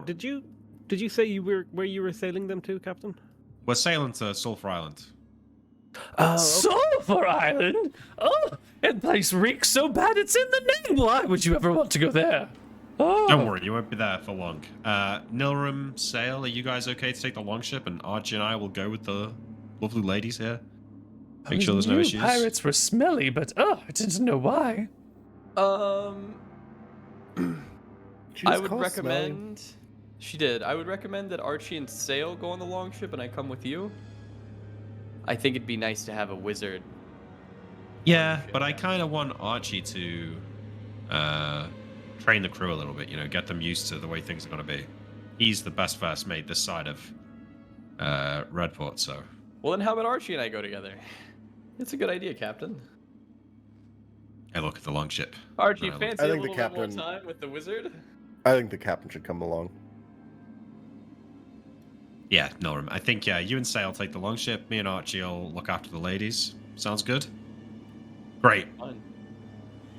I'll see you guys when we get there, and I will put my arm around Archie and say, "Come on then, ladies, let's go. Let's get on board." Oh my god, I can't believe how far we've fallen. We should have left when Lady Nightingale left. Yes, I do quite agree, darling. Why did we even bother staying here? Oh. And they huff and puff and, feathers are all ruffled until you hop on your ships. Does this mean you're leaving? Well, we need to talk to that person first, right? Well, we've got a month before taxes need to be collected, right? Yeah, I know, but having an island have a head is probably pretty important. Versus, probably worth. Well, me and Sail are leaving late. Let me and Sail do it. You guys can go a day early. Yeah, okay, if you want to do that. I will say this: we probably shouldn't leave this island without a proper power structure in place, or the next time we come here, it'll be a smouldering, rubble-filled hellhole. We'll handle that, Sail. You two stay here, but don't be lollygagging around too long, okay? I want you back on Sulphur Island by the time, we drop them off at Port Prince and make it back. So wait, you're... Captain, a question. You're one of the most wanted men in the known world, and you're sailing a high-profile noble into Port Prince. They're not going to find me on the ship. Maybe I'll stay on Sulphur Island, but by the time that those ships we're done with these women and we're back on Sulphur Island, I want you two back there. And it would take just one person saying you were on that ship for the entire fleet to be mobilized. No, we'll poke you a little bit and just whisper in your ear. If he dies, it'll be better for us. Just let him go. So just one person on that ship has to give you up, and the entire White Prince's fleet will be mobilized to take you out. I'm just saying. Anyway, good luck. Bye. Good luck, and I'll Captain. walk away. We'll figure this place out.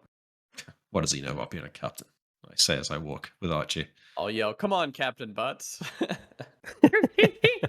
more still glare not at the captain. Only Only glare you. at them. Okay, Good that's deal. right. Okay, let's go. We are gonna go to the Lord's house that she talked about.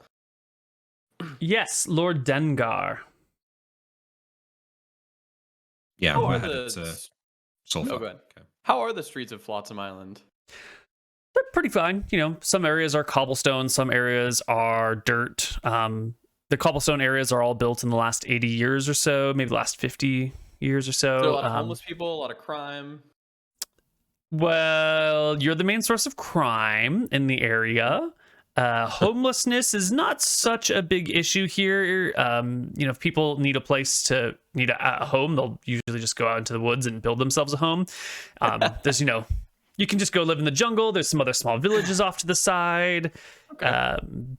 There are some people who are down and out on their luck, and there is poverty, but housing is a little bit easier when land rights are a little bit more wibbly wobbly. No one can find your house in the jungle or the cave that you live in. The guy. Yeah. Yes, Lord Dengar. You'll have to ask around where this disgraced noble lord lives, and it's back all the way against the mountain, in a house that's perpetually in shade except for the early mornings. The yard is kind of small, the trees are pitiful, there's a little bit of blue grass growing up all over it. There's the gate encompasses a much larger territory than can be managed by the one gardener, who's not even a halfling. He's a human gardener who's tending to this plot. I know, right? Just completely disgraceful. The house is in a bit of disrepair. The paint on it is sort of worn and beginning to flake. The door was once like some sort of wonderful crimson color, and now it's just sort of like this faded, peeling, sad, decrepit older house. You get to the gate, and the gardener hurries over towards you. Halfling? Excuse Where's the me, halfling sir? that let us in? I'm the groundskeeper and gateman. I will let you in, he says, undoing the latch on his side. But you're not even a short man. You're not even a halfling. Correct, sirs. I'm human. By God. Well, you're letting us into your home. Do you even know who we are? You just let anyone in? Well, very few people will visit the Dengar house. I assume anyone here has good reason to be, and Lord Dengar would wish to meet with you. Who are you? I am Nilrim. The Maleficent? The Surprised you don't pirate. know who I am? Yes. I'll nod enthusiastically and be like, I'm Sale, the heretic, the dark heretic. And I'll point to the you're monkey. the one who is getting rid of all the... who is disturbing the peace that the White Prince has so gracefully brought to this house. Oh, no, we're making a new piece. The old This- piece was a false piece. This is Captain Butts. Point to the monkey. I will attempt to high five Seymour.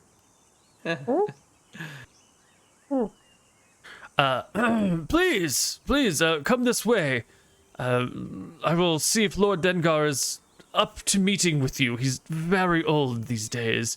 Unless you're here for his daughter, Lady Dengar? I would like to meet Lady Dengar, actually. Splendid.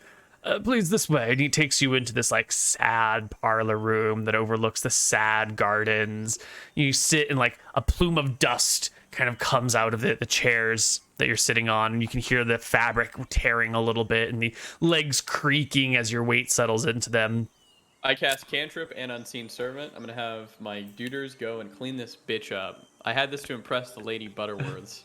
I have 2 castings of each, so... Excellent. I'm going to send those 2 around to clean up. It takes 15 minutes for the gardener to arrange the younger Lady Dengar to arrive. And soon, coming into the room, leaning heavily on a cane, is the 75-year-old, heavily overweight woman known as Lady Dengar. Her eyes are sort of milky and faded. Her clothes are a little bit worn and torn, just around the hem a little bit. And she goes, hello! I hear you're here to see my father. Yes, madam.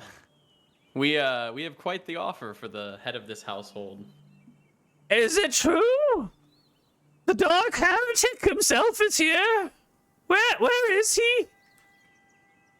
Point I'll to give him. a gentle bow. She Do you...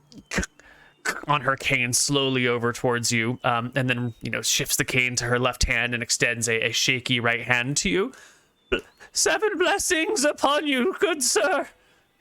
I can't thank you enough for the rabble you have roused out of town. Can I get a hotness check?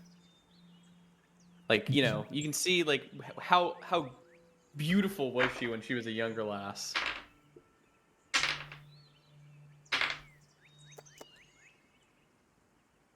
Like a 7? Oof. Why she's not married. Unlucky. I'll take her hand gingerly and say, I accept your blessings, my lady. Oh, thank you. Now, are you going to do something about that lot up in the mountains? Who? Who? The cleric who fled into the mountains last night, making a lot of ruckus with their carts and their people and their chanting and the singings of the songs of Astaire and the White Prince. We will handle that, but first, is there anyone younger in your household? We have an offer, but it doesn't... My husband is dead, killed by the White Prince and his men. My children are dead. Disease took 3 of them. The White Prince took 2 of them. And Verasi herself led one down before he was born. My sisters are all dead. I am the last of my line, save my father. I am no longer fit to bear children, but God's willing, Lord Butterworth himself may yet produce another heir. How does it work in these days? Can you transfer, like, if Lord Butterworth wrote Nilram as an heir, would Totally. he then take the title? Oh, Yeah, fuck. totally. Bingo, bango, bongo. We're getting this done. Easy. Easy. Nilram's about to be nobility. I'll make you a deal. We will go deal with those people in the mountains, those accursed Astaire clerics. And in return, all we ask is you listen to us and heed our request. Mm-hmm. Does that sound good? Most She beautiful. eases herself down into a comfy chair. No more dust comes out of it because you cleaned up the area. Yeah, she sees magical servants. running around doing shit right now. Yeah, like a little broom is mystified? sweeping, and well, her eyes are kind of bad, you know. She's sort of squinting at this and that. She doesn't even seem to notice the lack of dust. She seems sort of oblivious to these things. She's quite old and clearly in bad health, and has like some problems either with her knees or her hips because her movements are all jerky, and she's got to lean on that that cane. Normal whisper to Sail. I'm gonna make this family name me their heir. Just you wait. I'll look at him and say, well, one of us should get it. Maybe it should be me. Rock, paper, scissors. Now, I believe you're going to tell me a story. I'll give you the quick rundown. We are pirates, and we're here to basically make money, take over. My big goal is to find the Fountain of Youth and live forever as a youthful wizard. However, the White Prince is kind of in our way, and to be frank, he's pissing me off. So we are going around and killing Astaire clerics and White Prince loyalists in order to make the Outer Reach more to our liking. Well, I can't say I'm in favor of piracy, but anything that gets the White Prince out of our lands, back to where he belongs, whatever pit of hell he crawled out of, that's worth a shot. We saw the horrors that happened on Sulphur Island, and we stand with the Kaiser family. Yes. We have recently released Telemachy, if you know who he is. The great dragon of the sea We has have. been So freed. we hope good. that he is going to cause some big Excellent. problems. Yes, good. The nobility of this island have been ousted. We have kicked out the Chromas, and we would like to bring you guys back to your proper glory. What about the young Lord Chroma? That little fled. shit. He fled in the night like a child. Oh. She breathes a deep sigh of relief. You know, 50-some years ago, they tried to marry me off to one of the Chroma family members. I outlived him by a good 30 years, too. Only someone so lucky would get your hand in marriage, I'm sure. Bad luck would be indeed. My family's fallen into disgrace, allowed to live, just for the sake of peace and prosperity of the land, but our lands have been stripped from us, all but a few. Our wealth You can have has all vanished. of those lands back. You may have the Chroma estate, the Butterworth estate, and I'm going to also give you the Nightingale estate. In exchange for what? Nothing comes without a price. We learned that the hard way. Back when my father was a young man and the White Prince was a... And she kind of trails off into a, an old person story. Well, I hadn't really thought of a price. I just kind of wanted you to run the island, but if your family line is as good as it seems, I don't know, maybe a marriage? Oh, I don't think we have any family members left of appropriate age to marry you, but let me get my father. He's 99 years old as of last week. He should hear that the lands are finally free, although the joy may burst his heart. What a way to go. Hold on. And she slowly gets up, and the gardener, who's now functioning as a manservant, will help her to the door and with her cane up the stairs, and you can hear the very slow, plodding, heavy-set woman making her way through the house. It's gonna take a while for her to come back. It's gonna take for even longer for Lord Dengar himself to come back down, giving the two of you plenty of time to do whatever you want in this very old, sad house. I'm just gonna do a quick snoop check. You want to invest? You want perception, intelligence? Just to search around? Yeah. Go ahead. Perception or intelligence? Perception, please. 22. Yeah. They keep chickens here in the backyard to help make ends meet. The stuff here is pretty old. The crockery upon which you've been served some mild foods are cracked and then glued back together, and then cracked again and then re-glued back together. The carpet is threadbare. You can see the base of it through it. Would he have been old enough to see the Kaiser family? Would he have been old enough to... Well, if he turned 99 now, the Kaiser family was kicked out 80 years ago. 80 years ago. He would have been Good. 19. Hey, Nilrim has a ring that was from the Kaiser family's wizard. And the queen of the Kaiser, the daughter, gave it to him. And he's been keeping it around for a while. He thought about selling it, but he decided not to sell it because it does have some like weird, mysterious markings or sigils on it. So just reminding you, I'm gonna ask him about that. Doubt he knows anything. So Sale, do you wanna try to be the, do you want nobility or not? Because this is the time we get it. You wanna roll me dice? I think one of us should get it, and I think, offering them massive lands and estates so they can live out their lives in comfort in exchange for, It's being just a adopted title. into their family. Yeah, exactly. How about we roll a d4 and we'll let Seymour in on it too. Oh my God, we could let the monkey be the noble. I turn to Seymour excitedly. All right, Seymour, you're gonna be a king. Seymour, I placed him like a little d4 in his hand. Roll this. Seymour tries to chew it. I'll smack it out of his hand. It falls to the ground. It rolls a 1. All right, Seymour Wait. rolled a 1. I'll pick it up. Normal, toss it on the ground. I got a 2. Close. Looks like it'll be me, Nilrim. That's a 2. I'll pick up the dice triumphantly, hold it in my hand. This is a little souvenir for me now. Maybe I'll marry the father. We could be brothers. Oh, we could be.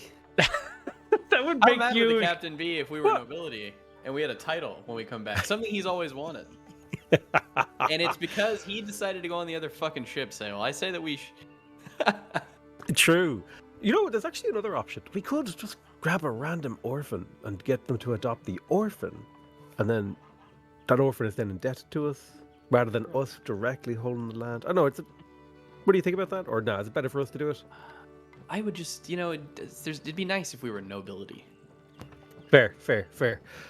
I do expect you to call me my lord. Yes, from now on. yes, my lord.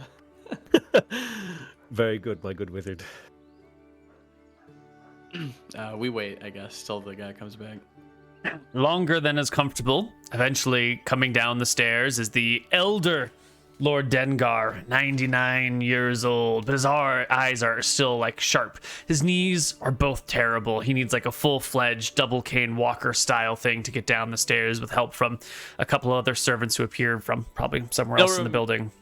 Nudges Sale and gives him a follow me, and Nilrim goes down on one knee. Nobility love this shit. Especially old nobility. He gets to the bottom of the staircase, his daughter in front of him, leaning on her cane, he leaning on his double cane walker.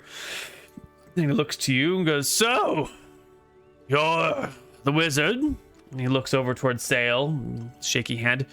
"And you're the one who's driven out the men of the White Prince. And I'll Rise, say, My lord? rise. We rise. Bring me your All right. hand, dark heretic." I'll walk over and give him my hand. Takes your hand and gingerly kisses it himself. "I can't tell you how long I've waited to see this day." I'll say, my God blesses you, This Lord guy's a Dengar. terrorist. Or at least he likes terrorists. Who is your god? So I may sing their praises. Well, you could meet him if you'd like. I think that would be more informative than a name. Meet him? Meet a god? I don't think gods have come down to this world since the end of the Age of Might. Not since the Age of... Well, Some of the gods never left. No some one of them never left, and this is more like a vision than a true meeting. Sure. Show me your deity. We'll have to go in the morning, I think. It's quite late, and you'll need to be well rested for the trip down to the seaside. Fine. I eagerly await the vision of the creature who can drive these authoritarian monsters from our beaches. Anyhow, my daughter says you are willing to give us our lands back, and houses back. And I've seen many a false deal in my time, so I must ask, where is the truth in this? We went to Sulphur Island and we've seen the horrors the White Prince has wrecked. We've read through the history books and through the texts, and we want the Outer Rim to be set right. What the White Prince did is... I'm sorry, my lord, it's just... No one fakes a tear. You haven't seen the worst of it yet. Just wait. Just wait until the Oathsworn rise from the depths and come to destroy this land, for that's what is coming. As soon as the White Prince realizes what's happened here, the Oathsworn will kill us all. The good death that will be, since there'll be nothing here for him any longer. At least we're free, am I right? Bob's his head. My lord, we're going to be going soon and dealing with the austere clerics who so rudely woke you up last night. But before we do, I have a quick question. Norm will walk over there. Do you have any idea? Did you ever meet the Kaiser family? Do you say Kaiser family? I nod. Oh, yes. When I was a young lad, I met with many of them. They had an island, we had an island. Not too far apart, you know. It was just 3 islands over from here, quite a short distance. Their place might have smelled, and their clothes left a distinct impression on a young man's nose. How could you forget the Kaiser family? You could smell them from a mile away. Their queen, the daughter, I think she's about your age, actually, is still alive as well. And she gave me this, and he'll show him the ring. Do you have any idea what this symbol is or where it would go? Motions you for to bring the ring closer to his face impatiently. Yeah. He gazes at it and he looks it over and shakes his head. I never did get close enough to any of the young ladies of that family to be intimately familiar with their rings. It was their wizard's ring, if that brings anything to mind. He shakes his head. No, I was too young to be involved in those discussions back then. Understood. Well, all we ask for is my friend here has always wanted to be nobility. Is that something you could grant us? It would be my honor to be adopted into the household of Dengar. And I assume you would want the dark heretic among your family? I suppose, but I don't know what good it will do to you. No one else would recognize such an adoption. Might as well just style yourself a lord to begin with. Here's the secret. Listen close. I listen. Nobility is made up. I just declared myself lord of this island once I had amassed enough... Well, my family had amassed enough power. We just called ourselves the lords, and everyone else fell in line. Genius. It's all a ruse. It's all a scheme. It's all smoke and mirrors. But sure, you want to become part of the Dengar family? Why not? I can adopt you. No one else will recognize it. That's fine. Nilrim Dengar. Sail Dengar. Sounds good. Are you brothers? You don't look alike. We will be when you adopt us. Yeah, we will be. Fine. Take a knee, he says, and looks to one of the servants. Get me my sword. After some time, he gets his rapier out, and his daughter helps lift his hand because it's heavy and he's old. And he taps Nilrim on one shoulder, and then he taps Sail on the other shoulder, and goes, by the powers of the Dengar family, handed down through generation upon generation, for the service of ridding this island of clerics of the White Prince, for removing the Inquisitor from these lands, for purging the seas of his unholy presence, I adopt thee. What was your name again, sir? And he like taps Nilrim roughly with the sword. My name is Nilrim. I adopt thee, Nilrim Dengar. And I adopt thou. What's your name? Sail. No, your name, not your profession. My name is Seul. It's just sail in the local dialect. That's a weird name. I adopt thee, Seul Dengar. And our younger brother, Nilrim's eyes go to the monkey. Please. You can't be serious. A monkey. You're going to make me a monkey's uncle. Really? Yes. His name is Seymour.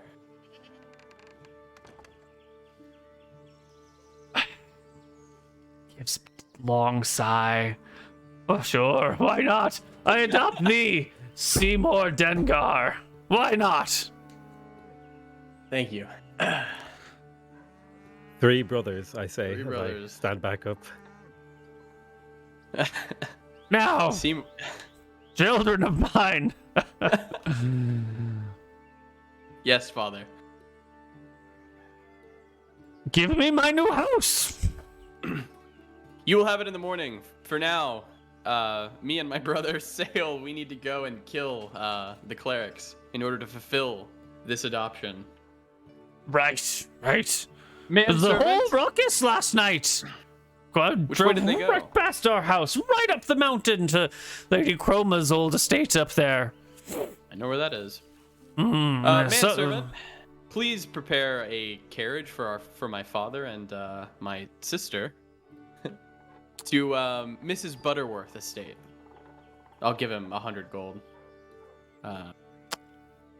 Not to give him 100 gold, to go get a carriage And do the prep. and do the prep. I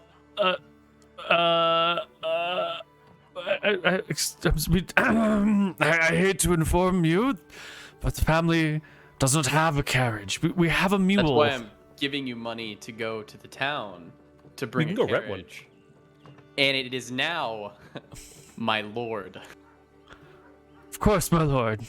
I will fetch a carriage post haste. Thank He you. scurries out. Come on, Sail.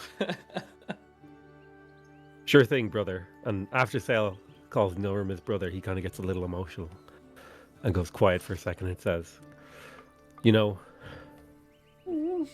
I would have chosen you to be my brother. And I'm glad Well, it's we been are done. Come on, brother Seymour. Captain is gonna be pissed. They say, laughing, I'm sure, as they fucking leave. And I think this is where we end this segment. We'll take a quick break and be back in a few minutes with a little bit more Tides of Death. Bye-bye. Hello, everybody, and welcome back to Tides of Death. We're going to flip over to the other side of the party. On board their oar-powered ship, our 2 pirates. No. We're on the new ship with the ladies. The longboat is being left with Sail and Nilrim. Okay, gotcha. Yeah. On board one of your brand new ships. Does it have a name yet? Do we know? Well, it's already had a name, didn't it? It's just it's going your by name. its It's a current Butterworth name name. at the moment, but we might rename it. Yeah, but did you? No, not yet. No, we don't know. Okay. Excellent. On board your ships, you head for Sulphur Island. The ladies Chroma are on board your ship as well. Well, are they on your ship? Because they want like a nice suite, and there's only really one nice suite per ship. They're on the same ship as us because my worry is that they'll just take that crew and leave. Mm-hmm. Okay. And what will we do? So yeah. are they in the nice suite, or is that your suite, and they're just like living in hammocks like plebs? How is there a second quarters? Mm-mm. Or is there only one? No, there's quarters? one bed on the boat. Yeah, fuck it. I let them sleep in it. Oh, that's so nice of you. That is just the kindest, most gentle thing that you've ever done. Becoming undead or less than living has really softened your soul, John. Well, I need to endear myself to the crew. Is more the reason. Gotcha.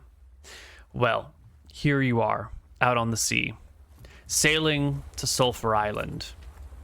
Yeah, well, I've had a word with Archie. What I want is for Archie to integrate himself in the crew and, speak highly of me and the command structure and sort of make sure that they're up to scratch, basically. Mm-hmm. And I'm just going to be chilling, really. All right, Archie, show me how you do what John just said. Integrate yourself into the crew and make sure they're up to snuff. All right, everyone. It's I know new crew is always hard to get used to. A new first mate and everything, new captain. So a couple things straight. Everything the captain says goes first and foremost. All right, and if he doesn't say something that I tell you something, then that thing goes. But if me and him both tell you something, then what he says goes first, and then me. That's what's going, and so on and so forth. I think you guys get the gist. You're the first mate. Exactly. That's right. Yeah. Good. Very good. Yeah. Any questions so far? One person, two people step forward. A young man and an older man. The older man speaks first and says, "I'm the old captain of this ship." Mm-hmm. So what am I now, huh? Am I captain of this ship, or is he captain of this ship? Who is the captain? I think you just said it yourself the best. You're the old captain, and he's the new captain. And since, as we all know, time moves forward, not backward, the new captain is the captain, and the old captain is not the captain. I didn't sign up to this to be a rower, or just a regular able-bodied seaman. Well, that's didn't we all sign up for different things in life and then get something else? This is your situation now, old man, and you as a man of the sea must know that the tides are always changing, and so are the structures on our ships. So there's a new captain now, so please treat him with the respect that you would have wanted to be treated when you were a captain way back in the day. That was yesterday. Well, time moves not only forward, but also quickly so. So is he gonna captain the ship all the time? Looks like he's got landlubber legs, He's not. He's actually got. Don't talk badly of my captain's legs. Actually, I don't know what you're talking about. They're very stable, very dynamic legs as well. We keep them shaved to keep them in shape, and they're fantastic legs. I don't know what you're talking about, but you're scrubbing the deck tonight, that's for sure. The younger man steps forward and goes, whoa, I'm sorry, I think we got off on the wrong foot. I'm the first mate, and I think what the captain is saying, and he points to the old captain, is that y'all got two new ships, and surely you're not going to be on both of the ships all of the time. And when the new captain isn't on this ship, who's the captain of the ship? Well, I'm glad you asked. Well, I'm the first mate here, so naturally my responsibility is, if the captain is not here, which I am captain? The new captain, Captain John Winters, is so when he's not here, I am the new captain, because I'm the first mate, as you, a former first mate, probably know. And then if I'm not here, but the captain's here, obviously nothing changes. But what if you and the captain, the new captain, are both gone? Then who's in charge? What was your name again? I'm First Mate Apo. First Mate Apo, that's a fantastic question. That obviously we've thought a lot about. Let me go refer back with the captain about this question in particular to see exactly what's going on. All right, let me. The old captain steps forward and goes, "Aye, let's confer. Now I think that what you really need is an admiral, and that I'm the captain of this ship, and that John Fellow's the admiral of the fleet. I see. So the admiral would be Archie thinking back to his military days, above practically a captain of captains, so to speak. Aye, a captain of captains. Which would make me the first mate of first mates. Aye, you'd be the prime mate. The prime mate. I like the sound of that. That's a very good term. You know, I think you're onto something here, Captain. I think we just got Captain John a promotion, didn't we? Aye, I'm Captain Gia. He's Admiral Gia. John. This is Admiral First John. Mate Apo, and you're I'm Prime Mate Mate Archie. That's me. That's Aye. right. Okay, I have yeah, another no, that question makes for sense. you, Prime Mate Archie. Absolutely. I see your shirt there is a little bit open. Does it not say tiny bit. Barchi across your chest instead of Archie? Well, you see, that's actually surprising that you can read. I don't come across a lot of. Well, you see, the thing is, I'm Captain Gia. it used to say Archie, and then, you know, people were looking for us, you know, and it was a little. I'm sure you know what it's like, so we had to. It's a Be a little bit disguise, more- isn't it? Well, we had to be a little bit more secretive with our operation out here on the sea. So, for some measures of operational security, we had to, do some things that would make it not quite as obvious who we are. This is some people who disliked us. But it's all, you know, the kerning on the text is all off to one side. Why didn't you add another letter to the other side so it would say like Barchid or Barchia or Barchix or something, so that it would look even and wrap all the way around you instead of looking cockeyed? You know, I had never really thought about that. I guess I'm not much of a man for aesthetics. You know, Admiral John is more of a man for that. I He never really understand. brought it to my attention. Yeah. Okay. Thank you very much, Prime Mate Archie. No problem, Captain Gia. I'll be happy to report these things to our admiral. Excellent. Aye. He turns back to the crew. All right, scallywags, you heard it. I'm Captain. This is the Prime Mate.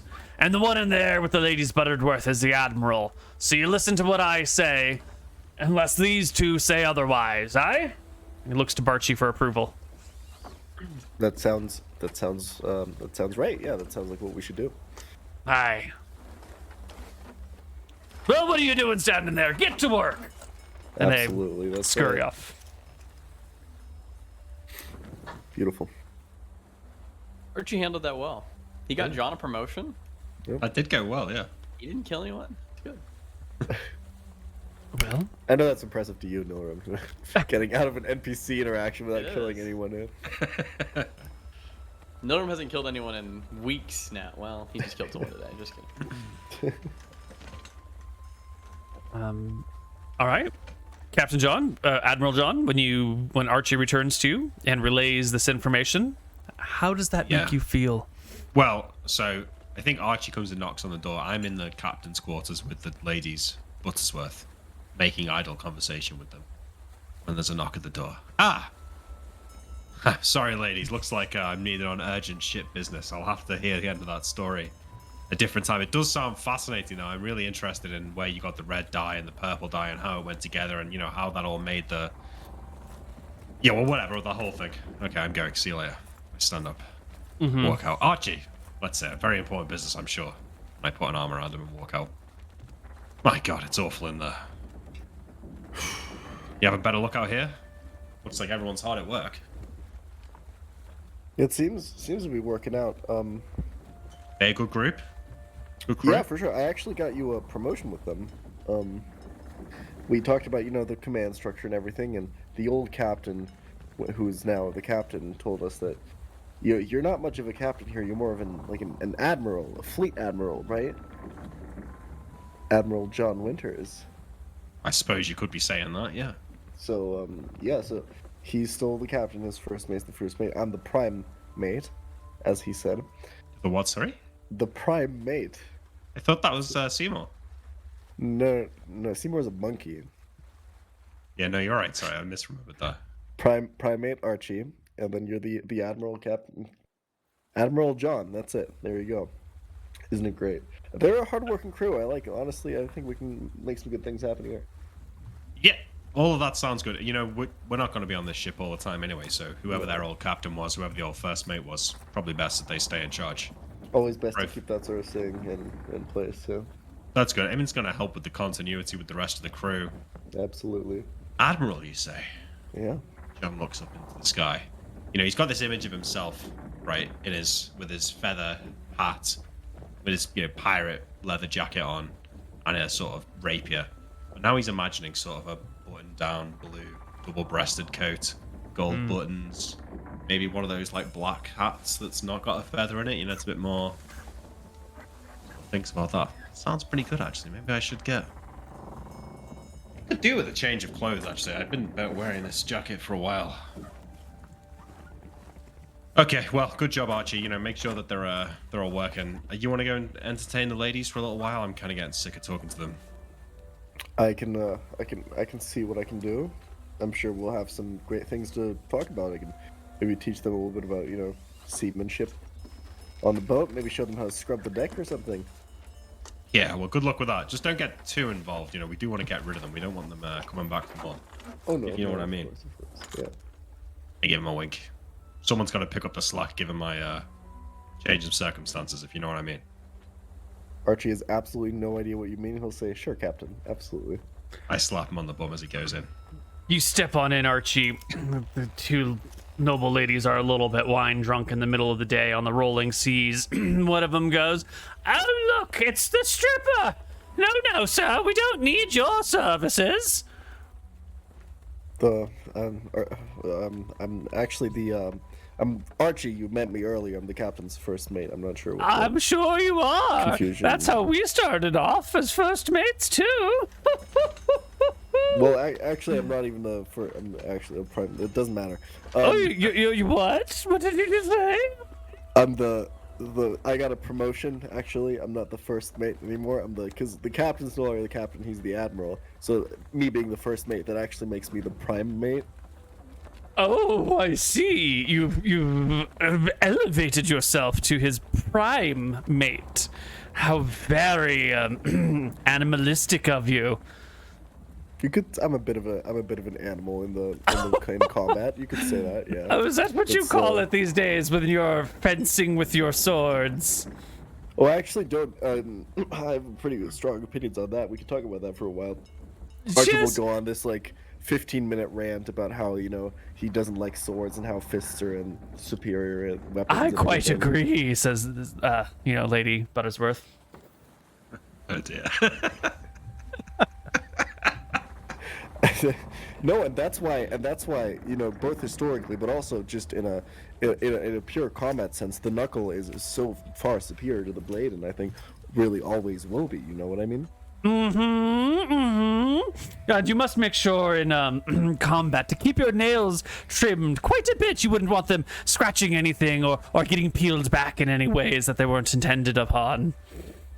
Well, a hard-working man should, take care of his nails from time to time. That's for sure. I had a mate who, we were caught in a storm out at sea, and he bent must one have of his been nails blowing so hard. painfully. It was blowing so hard. Yeah, you have no idea. It was wet too, all over. It was crazy. Oh, my.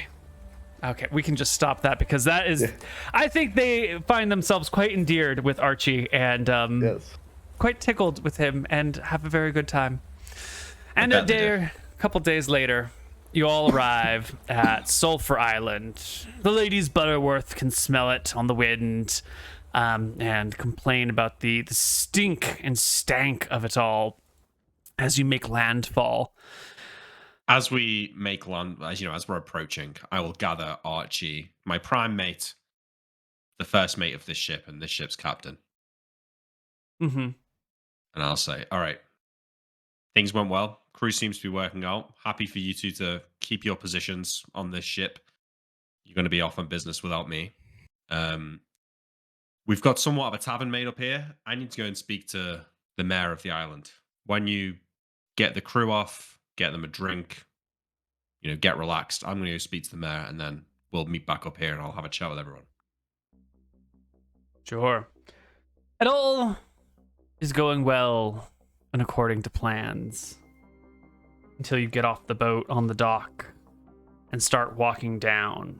And you see a new figure, someone you don't recognize, dressed in clerical robes, standing. Wait, has anything been dock. destroyed or anything like that? No, everything else fine. seems to be just about fine. As you glance around, checking buildings, there's still your people going to and fro and doing this and that. But there is a cleric, clearly identified as a cleric of Tempos, the blue inverted triangle sitting above the black triangle, god of fate and time, standing, hands folded gently within robes, waiting. As I see this person, I look over my shoulder and, Archie, get up here. I go up. Walk towards the cleric. The cleric gives a stiff bow, or coming up again. Just on holiday, are you, or somebody invite you here? I know I didn't. I was brought here by Captain Ajora, a subordinate of yours, I do believe. She also came and brought a large chest filled with coinage for you at the, I do believe his position is Mayor Brophy? At his why didn't you say residence. so? Fantastic. Nice to meet you. I am not here for that. Ah.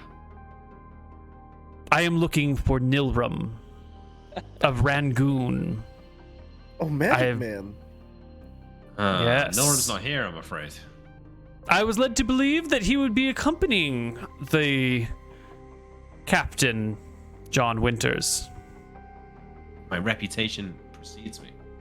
Well, alas, Nilrum has business elsewhere. He'll be joining us here in some time. Can I ask what this is about? Nilrum does work for me, after all. I have come a very long way to speak with him. Just on your own? I have departed my ship with my companions after I heard from Ajora, in good happenstance, that the wizard named Nilrum might be here, or that this would be a good place to find him. A lot of people in these islands looking for Nilrum, and most of them want him dead.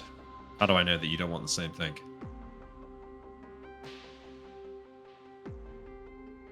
I do not yet know what I wish for with this Nilrum fellow. The Mother of Pearl is a ship bound with my colleagues. We have all been tasked to find this man and bring him somewhere else. I could not tell you more, however. This is a holy quest granted to each of us by 10 gods. Jesus. That shit is fucked. By Martha's tits, that's something else. I ain't never heard anything like that in my life. Martha's bouncing tits indeed. 10 gods opposed in personality and outlook and disposition, all together asking us to find one man without telling us why. It is indeed a great day. So tell me, Captain John, where is Nilrum of Rangoon?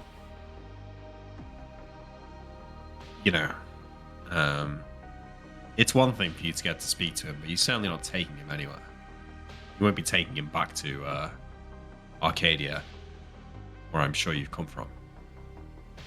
Nilrum belongs to me, and I find him quite useful indeed, and I don't think I'm quite ready to give him up yet. Now, you mentioned the chest of gold, but I don't see you have any gold on you. Nothing to trade. I'm not sure why I would give you my wizard. Just because you asked nicely. The word of 10 gods is a powerful thing. Surely You would not wish to make an enemy of so many clerics over such a wide area. But with this amount of divine power also comes a humble amount of wealth, which can be bestowed upon those who make our job easy. We are not here for the affairs of the local trouble, but we can make a financial recompense to those who help us. You know, wizards aren't so easily replaced around here. Most of them work for the White Prince. So I'm not really sure what you could offer me, you know. I've got chests full of gold all over this island, all over those ships. Got a whole fleet out there, out on the outer rim. A few coins from you. I'm not going to trade my wizard for that. And frankly, I'm insulted that you've even asked. It's arrogant of you to turn up here on your own, thinking you can demand this. If you were a smarter person, you'd have come the whole group of you. Maybe then you'd be making some demands, but the way I see it right now, you're in quite a turbulent position. I am a cleric of Tempos. I know where my fate leads me. Do you know where yours leads you? Well, you lack the critical information, my friend. You can't threaten me with the ire of the gods. I can assure you, they're no fan of mine already, and I will loosen the tie around my neck, letting it drop. I see. Do you see? He confidently walks forward, a hand still folded in his robes, non-threateningly. Pulls out one hand and sort of, reaches for your neck slowly enough that you could pull away, or, you could deny him permission without problem. Do you let him reach out and touch your neck? It's just touching. I let him touch it, yeah. Yeah, he feels the coldness of your flesh. You barely feel, his fingers upon your skin. He pulls back his hand, his brow furrows. There are many things happening in the Dardennes that are none of my business. But Nilrum Right. is. Interesting. I think you're looking to speak to the wrong person. You think you want Nilrum, but that's not true. Nilrum's the last one of my crew that you're looking for. Enlighten me. You can't give him my brother. Perhaps you'll stay for a drink. I'm parched. I am sure that's not true, but I will stay anyway. Why don't you wait for me in the tavern? I've got to speak to my mayor here. I'll find you later. He bows politely, and heads off to the tavern to wait for you. I will tie the thing around my neck and turn to Archie and say, can you go and keep an eye on him? Absolutely, Captain. Be ready. We might need to deal with this thing at quick haste at some point. I will. All right. All right, and then I head off to Brophy. You find Brophy sitting in his chambers. He's clearly seen the boat coming out of one of his windows because his fingers are pressed to his temples, rubbing over and over again as he stares down at some blank paperwork in front of him. A chest of coins, popped up next to his feet. He sees you come in and he stands up and he kind of kicks the chest with his foot and he says, "This is for you." Great. Fantastic. Is this from Jorah? It is. She's left it off and gone on with the rest of her stuff. I did a quick Can you counting. make use of it? Of course. Yeah, well, It's, keep hold of it then. How much? 25,000 silver.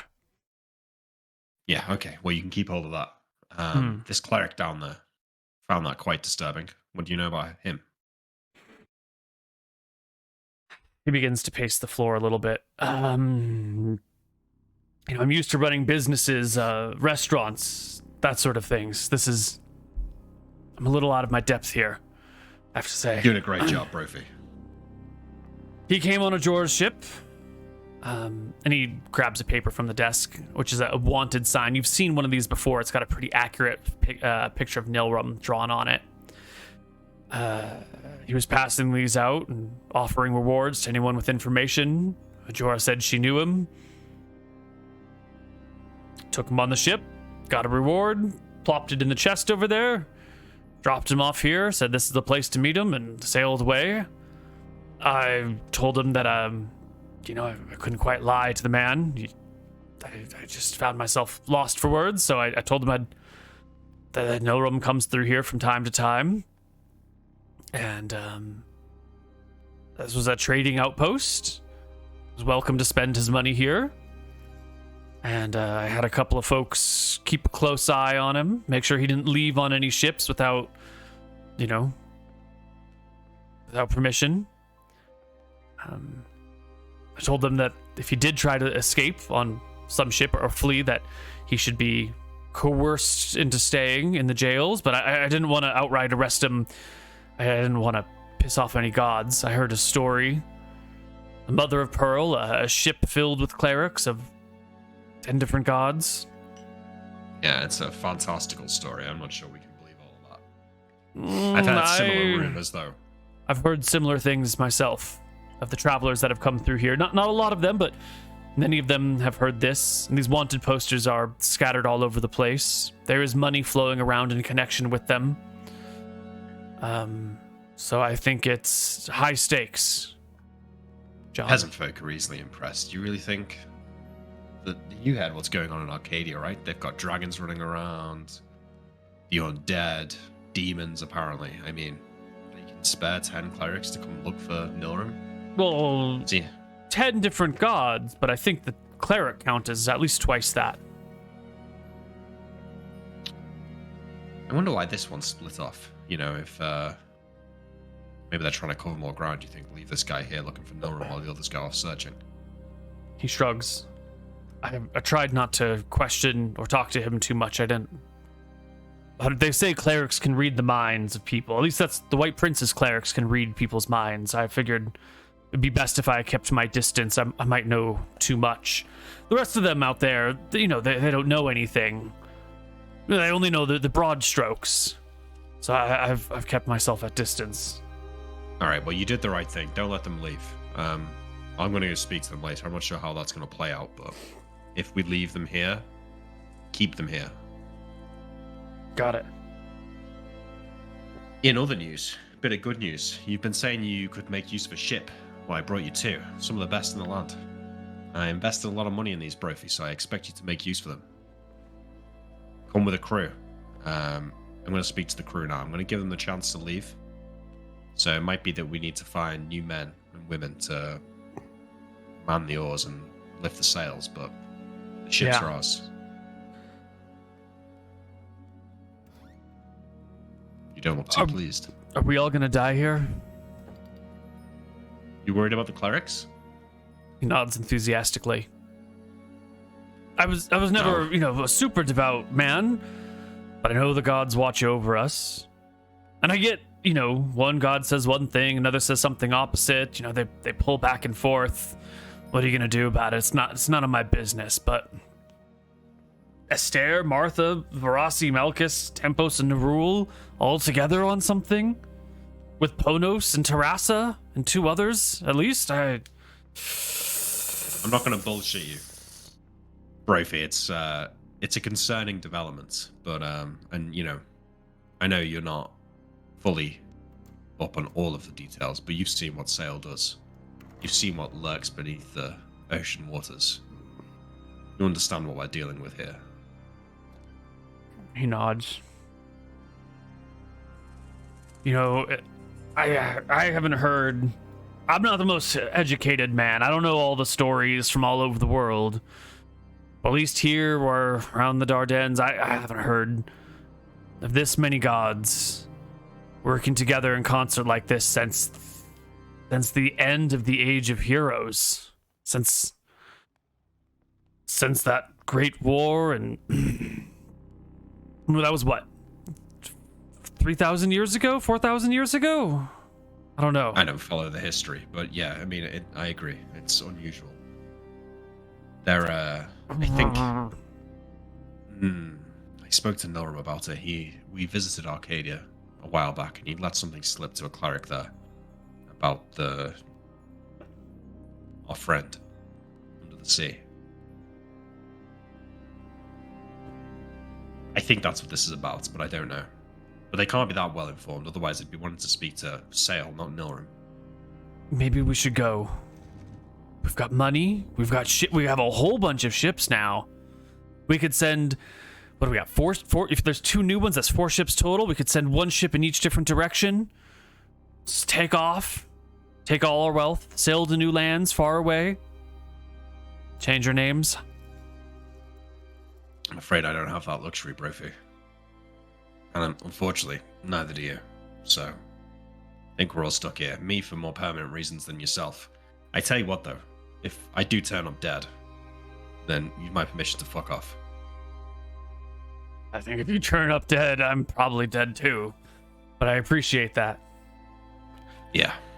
You know, we met each other under tenuous circumstances, Brophy. You know, you were a prisoner for a while. I don't see you like that anymore, but this whole place, this operation, it relies on you.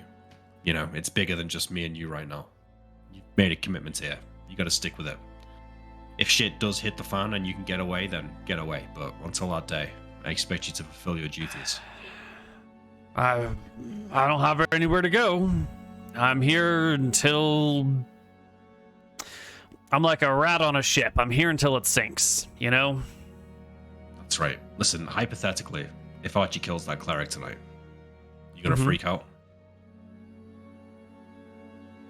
Didn't you have your head bitten off by a troll or something? You're not meant to know about that. People talk. Okay, well, so what? Stories slip. I'm just saying. I'm still believe here. that? How am I standing here if I got my head bitten off? I felt your skin, John. I don't know a lot, but I know what cold feels like. Well, that's and so then you it's hot understand, out don't you? here, and you're wearing a scarf all the time. There's These a lot of little clerics. stories that add together. They can't bring someone back from the dead. For the last 2,000 years. I don't think we should be scared. The power that we've got behind us, that's something greater. That's why they're so scared. That's why they're all here trying to shut us down before we can conquer them all. Because of you? Stick with me. Cause Well, not because of me, because of Sale. because the gods outlawed resurrection, and It's, I don't know it's what him. happened to you, sir, but It's him under the sea. The black, writhing, oily tentacles. That's what they're scared of. what are the gods afraid of? I don't know. I don't know what it is, but they're scared for a reason. And it's clearly got power beyond theirs. We're gonna be alright, Brophy. Trust me. Somehow, I don't trust you this time, but I'm with you. So, Alright, well, anyway, don't get too distracted. Think about how you're gonna use the ships. The ladies we bought them off, they need passage to Port Prince. They're gonna help you move the paperwork into your name, and I'm gonna need you to get them down there safely. if they've got crew, we can ship them there. If you trust the crew to keep their mouth shut, shouldn't be a problem. But if they're new, they haven't been given the tests. Yeah, that's what I'm thinking. Maybe you keep, you send some of our men to crew the ship this first time. Keep the new guys here, break them in a little bit. I'll send Kalfu with them. He can act as first mate or something like that, and he knows the ins and outs, and he's a good, loyal man now. I think he'll be able to keep a low profile. He was a guard once, He was a guardian of the White Prince. I know, I remember. Make him send the ogre. All right, well, Brophy, listen, keep your chin up, mate. And, I walk reaches out a hand. Oh, never mind. You've walked out. No, I'll shake. Okay, well, fine. Yeah, no, I mean, Walk whatever. out. You walk out. I go back down to the city and speak to the new crew. We don't need to roleplay that if you don't want, because I feel like that was quite a long conversation. But I basically just tell them that we're going to be dropping the ladies off at Port Prince. If they want to leave, they can leave with her. Mm-hmm. But there's a job for them here on the same 2 ships. They can keep their former ranks, and I'll increase their pay by 10%. Okay, cool. Yeah. Did you go and hang out with the cleric in the in the tavern? Yeah, in the evening, yeah. Well, Archie first follows the cleric to the tavern. Yes. I don't know how much of that conversation you had overheard, Archie. Definitely some of it, possibly all of it. But you get into the tavern, and it's kind of a bit of a rowdy place. This being, the pirates' basin and whatnot. This is the wrong track. Here we go. And there's the cleric. Follow behind him, and he's plopped down at a table, small little table by himself near the front door. Everyone else is on the farther end, where people are energetically singing and dancing and making a mess of things, and food and drink is being spilled all over the place. It's later in the day. Everyone's done with their labor. The cleric takes a nice quiet seat. People sort of shy away from him. These sorts of folks aren't really interested in clerics for the most part. What do you do? I'm probably gonna grab like a keg of ale and just kind of hang out in the back, not sit with the cleric or anything, just hang out in the back, kind of keep watching everything, make sure that nothing crazy's happening, cleric isn't going anywhere enough that maybe the crazy are getting into trouble. Sure. A few minutes pass when one of the locals comes on up to him, and a little bit drunken, leans on the table and starts a conversation. It's loud in this bar, so you can't really hear what the conversation's about. Give me a charisma check to see if you can sort of get a vibe for what's going on. Oh yeah. At first, it seems like the sailor or person or whatever is just like talking shit and having a good time, but you can see the expression on their face change, and soon they're nodding along with the cleric and they're listening, and eventually they take a seat. Then they get a couple of drinks and give one to the cleric, they're starting to buy the cleric drinks, and their face gets sort of dark and very serious, and nodding along. And after 5 minutes or so, they take the cleric's hand in both of theirs and do the a nice shaking of it, or stepping away and even bowing to the cleric, and then taking off, leaving the bar altogether and heading out into town. And then it's sort of quiet near the cleric again. Everyone else going about their things. You gonna do anything with this information? I think I'm probably gonna walk up to the cleric and ask him. Yeah. I'm gonna be like, "Hey, who's that you talk to? They're a friend of yours? What do you guys talk about?" I am a shepherd for all people of this world. Tempos gazes down on us and guides our fates together. I know all men, but I don't really know that one before this moment. Okay. What is your name? I'm Archie. It's a pleasure to meet you, Archie. First mate of the crew. Which crew? The crew of life. That Archie's beginning to realize that he's giving away too much information, so he's gonna backpedal. I like to think of myself as, just everyone's first mate. Yeah. An open, loving, gregarious soul. Thanks. That's exactly me, yeah.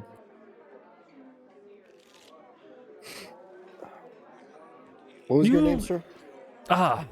I'm Father Pike. Father Pike. It's a pleasure to meet you, Archie. I can see in your eyes a soft, gentle spirit, surrounded by a very hard past, very hard life that you've lived. Is that true? I mean, I think everyone's life is hard. I think we all face challenges, It's hard out there being, everyone's just kind of fighting for his own, which is why it's important to have people you can rely on, a crew, so to speak. I see. Would you like to know your future? You know what? That sounds fun. Yeah, tell me about my future, Father Pike. Well, we all die one day. That's no secret. But what you really want to know, Archie, what you really want to know is, will you be alone in 5 years, in 10 years. Isn't that right? I don't think I will be, but But that's what you're afraid of, isn't it? maybe, yeah, a little bit. Could say Doesn't that. the solitude, no friends, no one to have your back, isn't that what drives you? Isn't that what motivates you to be the best mate of all the people on the crew of life? Archie's freaking out a little bit at this point because he feels like there was a spell being cast on him or something. I mean, you know, it's yeah, that would be that wouldn't be great, would it? He reaches out a Be all hand in. and puts it on yours. Don't worry, Archie. You will never be alone. Maybe for a minute here or there. You know, maybe when you're in the bathroom by yourself. Or in bed alone at night. Well, often in bed. You will never marry. But you will always be surrounded by friends. And you will always be with your crew until your final days. I can see it in your eyes. Tempos can show me it in your soul. You will be with friends forever. That's Archie's gonna get a bit emotional. That'd be nice if what you said was, you know, true. I don't really trust in what the gods have to say, but You don't need to. It's your inner spirit that shines through. Your steadfast dedication to what matters, to what's in your heart of hearts, your single-minded pursuit of your deepest desires, as reckless and careless as it may be. You're going to be okay. it's very nice to hear. Thank you, Father Pike. Would you like a hug, Archie? Sure. Gets Archie out of his seat, distrustfully goes in comes for it. over, gives you a soft, gentle hug for just a few seconds, and then takes a seat again. Do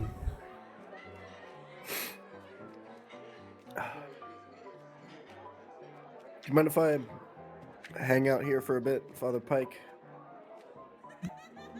You have all the time in the world, and you may share this small table with me up until I have to go. I am meeting someone later this evening, Of course. Yes. and he doesn't say much after that. He sort of sits and watches the bar, and you know, you can see him sort of scanning the room and getting like a feel for what's going on, and just taking in the sights. But later that evening, Captain John Eventually. comes on through. I walk into the bar and look around. You know, is it busy? There's people from the island here. It's busy, yeah. And Archie is sat at the table with the cleric. Yeah, right side by side. Both of them quietly gazing across the crowd. Does the cleric have any weapons on him? Is he wearing No. armor? No. Completely unarmed and unarmored.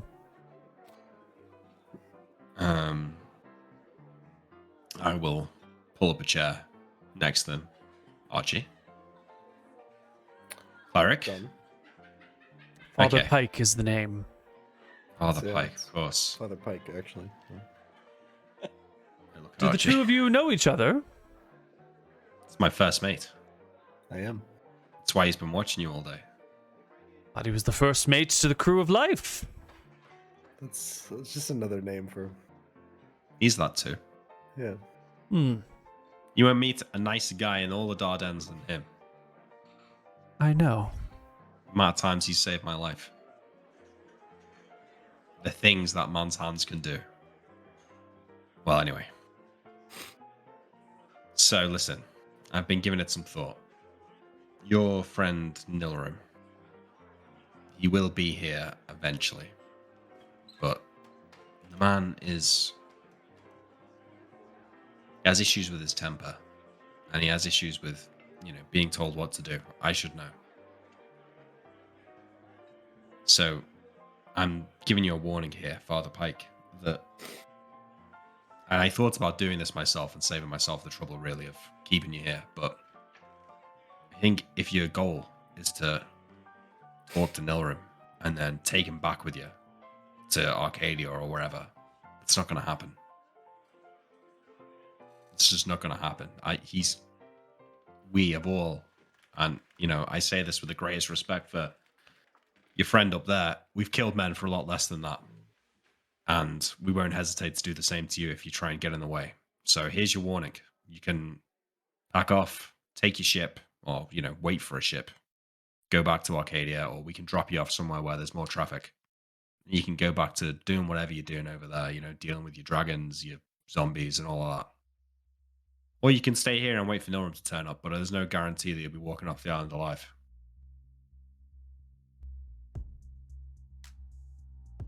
Do you recognize the robes on my body? The blue on top and the black below? Can't say that I do. Some fancy god, cleric. You said Tempos, right? What's Tempos, god of fate and time. Fate. Okay.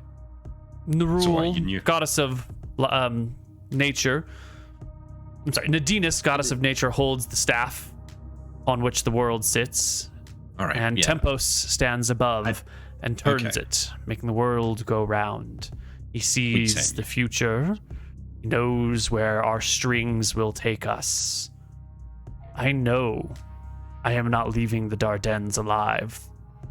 I don't know if my fate is to die tonight, or in a week, or in a year. Maybe I'm marooned on an island and spend the rest of my life there. Maybe I settle down and find a family here. But I know I'm here forever. I'm not afraid of my Keep talking in fate. riddles. Okay, great. I am afraid of mine. So, lots of points of contention between us there. I'd like to keep going as long as possible, if at all reasonable. And it seems to me that you and your buddies on that ship of yours don't have my best interests at heart. At best, you're here to kidnap my wizard. At worst, you probably want to drag me back to wherever you came from and experiment on me. I have no designs upon you. I cannot even see where your strings lead you. I'm not a prophet. I cannot see the true future of all things. But everything about you is shrouded from me. It's mystery. Yeah. I'm not here for you, though. I'm here for your pirate enclave of thieves and butchers and merchants, honest and ill. I'm not You said here for the yourself, White Prince. You don't even know what you're here for.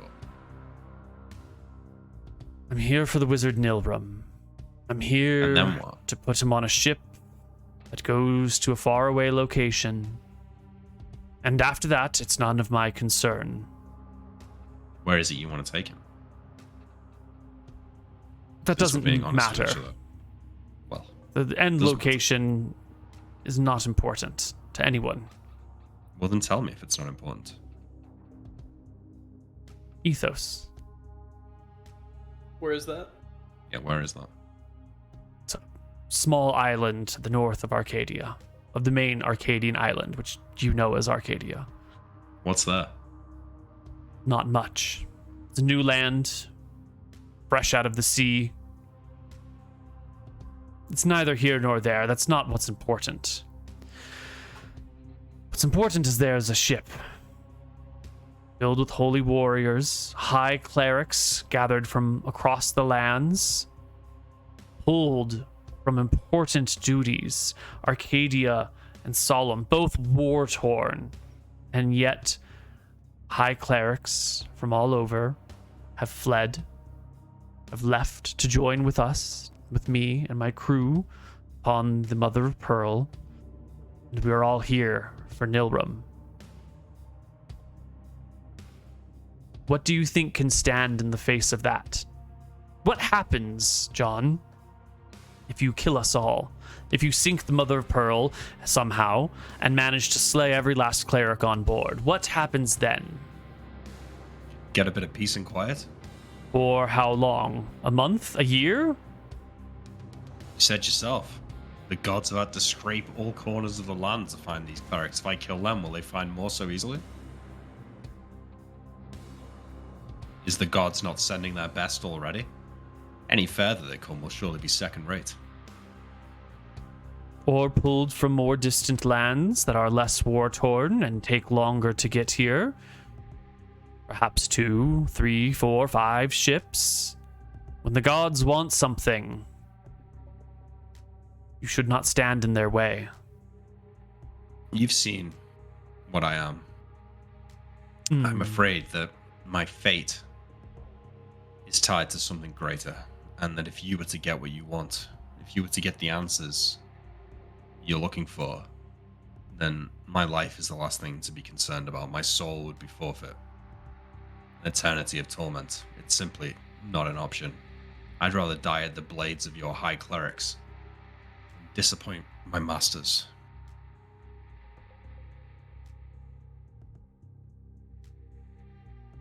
The offer stands. You can stay here and wait for Nilrim, but your fate is your own at that point.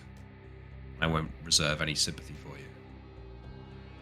I will stay. And I will wait. And Well, others will you won't come. be able to leave. How will they come?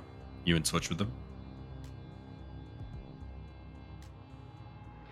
Are you really concerned about the manners in which clerics and gods communicate? Do you not Well, I have am. your own method of communicating with your masters?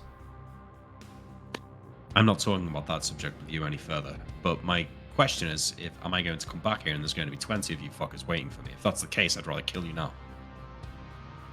They know where I am. If I don't arrive back, it is a known quantity where I've gone.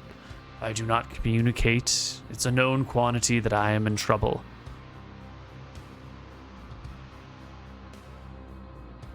You can't run from me. You can't hide me away. The best you can do is remove Nilrim from within your reach. He is what is bringing trouble down upon you and yours. As much value as he may give you through his spells, you do not need the clerics of Arcadia and Solemn coming after you. Well, I shall think on your counsel, Father Pike, and I'm sure I'll be seeing you again soon. One last thing before you go. You said you were concerned for your soul, eternal torment in hell. Where are you now? Is this not torment in hell? You aren't particularly great company, but I've seen worse. Gallows humor. I see. Indeed. Yeah. Well, Well, you let me worry about me, Father Pike. Why don't you worry about whiling away the hours whilst you wait for more? I'll see if I can hurry things along for you. I see Borossi on my horizon. I am ready. You and me both. All right. Well, I will stand up from my chair and say, look to Archie and say, "You sticking around here, Archie, or you want to hang out with the crew?" I think I'm good to join the crew again. Yeah. And I think there's only one tavern, so I'm just going to go like a different part of the tavern and hang out with some of the men. Mm-hmm. Father wait Pike for will this. stay here for the rest of the time. And we're going to take our last break, and we're going to come back on the other side with more What's Happening in Flotsam Island. See you soon. Yep. Hello, everybody, and welcome back to Tides of Death. Nilrim. Sail. You're in Port Ferris. You are now nobles.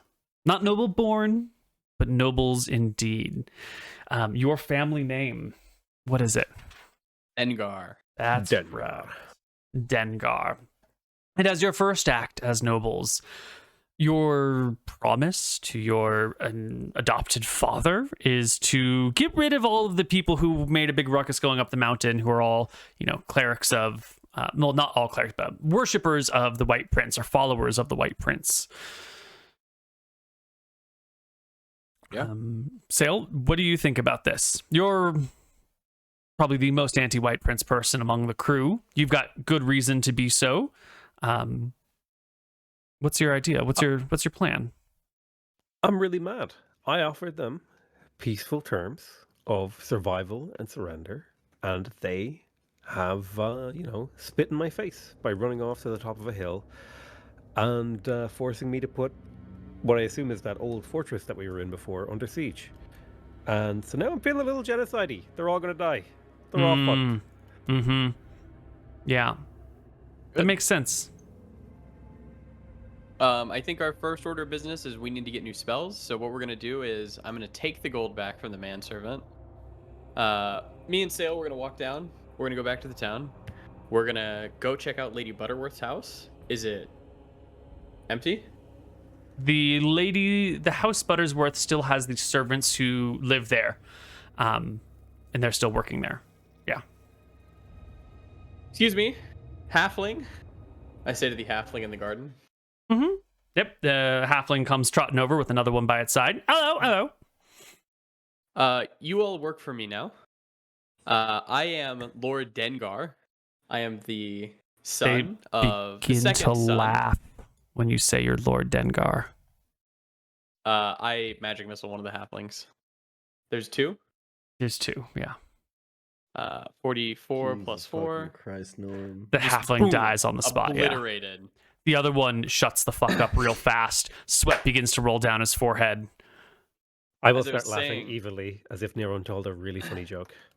I am the second son. This is the first son of Lord Dengar. And we now own this property.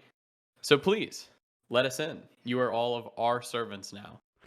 The one halfling opens the gate and lets you in, keeping their head bowed deeply, lowly, very respectfully. I give him a bag of silver, 50 silver. Thank you, my lord. Please, escort me inside and call a meeting. They hurry You are inside. the... Yeah. I'm the second groundskeeper. You're the first groundskeeper. You're the first groundskeeper now. Yes, sir. This way to your new house, sir. And quickly inside, the servant will come, and there's like a bell hanging kind of near the front door with a nice fabric cloth next to it. And they grab the bell and they ring it like methodically 4 times, which probably has some, special meaning within the house. And not 5 minutes later, every servant in the house comes running and puffing to the front door, and they all line up in sort of strict formation, looking at the two of you and down at the halfling who's giving them like a just sort of look. Hello everyone. I am Lord Dengar's second son. This is my brother, Saol Dengar. And I'll give a head we nod. now own this estate, and you all are bound to us. Payments will continue.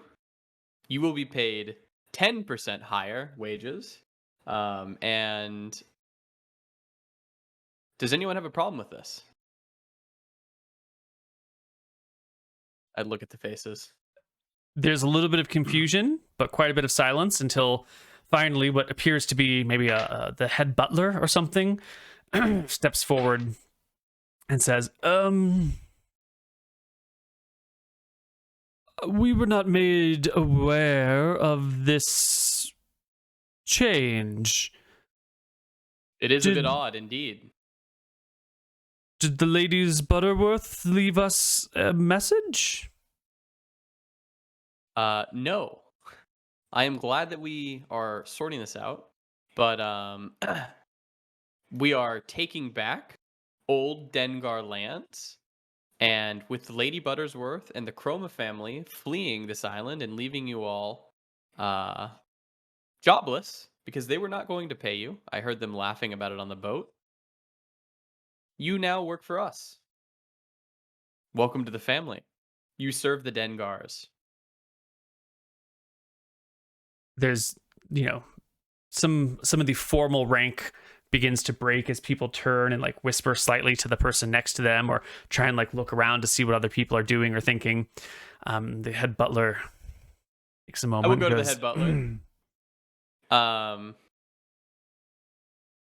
I will attempt to be sly because everyone's like in a moment, like talking to each other. Mm-hmm. I'm gonna just hand him a bag of 25 gold pieces. I will pull out a bag from my robes and place it onto his hand. Yeah, he takes it and feels its weight and cocks one eyebrow forwards. What would you like me to buy for you, sir? I would like nothing but. I would just like I'll be whispering this. I would like the transition to go smoothly. Yeah. Well, Lord Stengar, shall I show you to your rooms?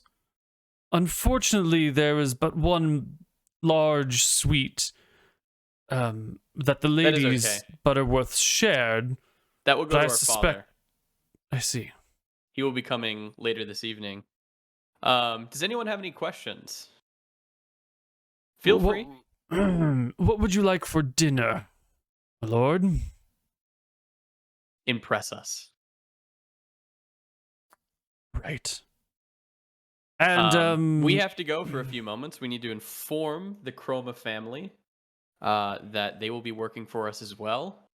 However, because you all have taken to it so well, I would like you to know that you are now the head butler of both houses. Thank you, sir.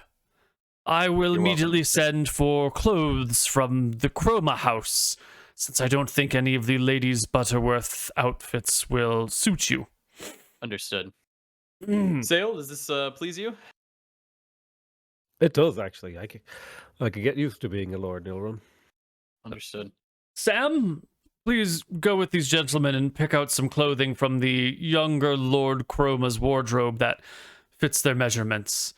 And he turns and starts issuing orders to the household to, like, clean up the place, get rid of all of these things. We can package them for sale and, pull out these other, he starts issuing orders around the house. Anything with the Buttersworth emblem on it, sell it. I don't want any of that in the house. Remove all the drapings, remove all symbolism. This will be a Dengar household, and I will see to it that the seamstress, does anyone put their hand up? Yeah, one hand goes up. We will need fine clothes made with the Dengar symbol. Thank you. Right away, my lord. I do the same thing at the other household. Do you want to roll for how well it goes? Or you got it, I guess? It doesn't go quite the same because the Chroma household is fully evacuated. All the servants, everyone is gone. The house just stands empty. No furniture? No, there's furniture. All the things of value are there, or have been taken away, except for the big heavy stuff. There's like a fancy oaken table inlaid with stuff, and that's still there, but like the money is gone, all the silverware is gone. Anything that you could like reasonably pick up and carry with you in a night and has value is out. Perfect. And all of the servants have been taken or have come with Lord Chroma and are no longer here. I will have the head butler handle that. I would like all of the locks changed. How much money do you want for that? Change the locks in the house. It'll be quite a lot. He thinks to himself, locks have to be imported from another island. We don't have a locksmith here in town, so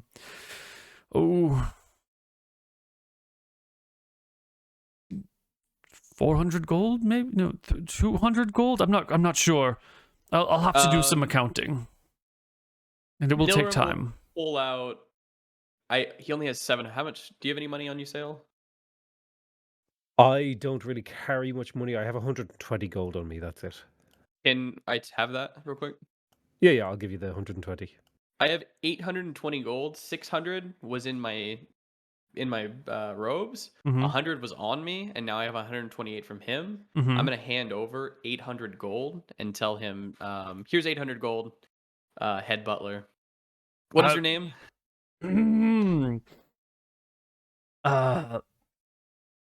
My name is Christopher. All right, Christopher. Here's 800 gold. Please just handle this for me and my family. Of course, sir.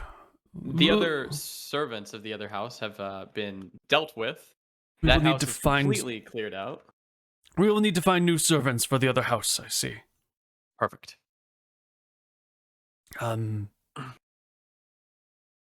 This shall cover most expenses up front. but redesigning 2 houses from the ground up and replacing what has been lost may be expensive. At what level of comfort would the Dengar family like to live? Less than the Butterworths.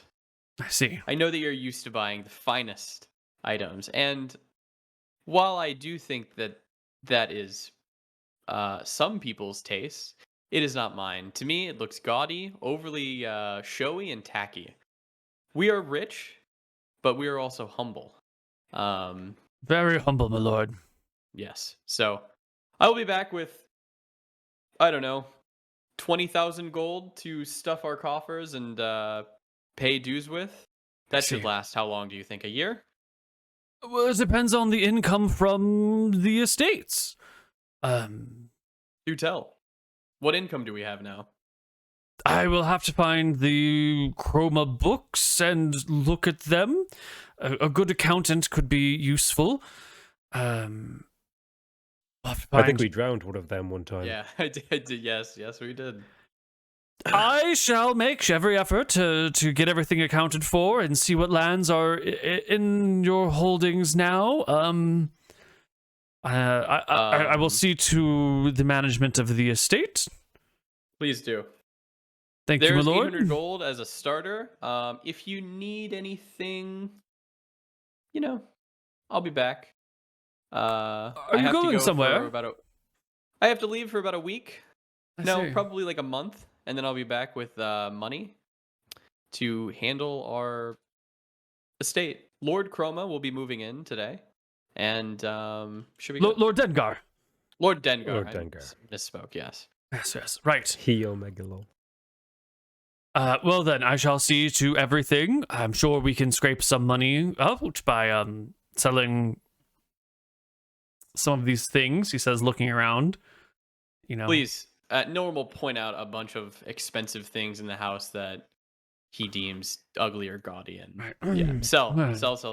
Right. It may take some time to sell these off, but I will see to it post haste, sir.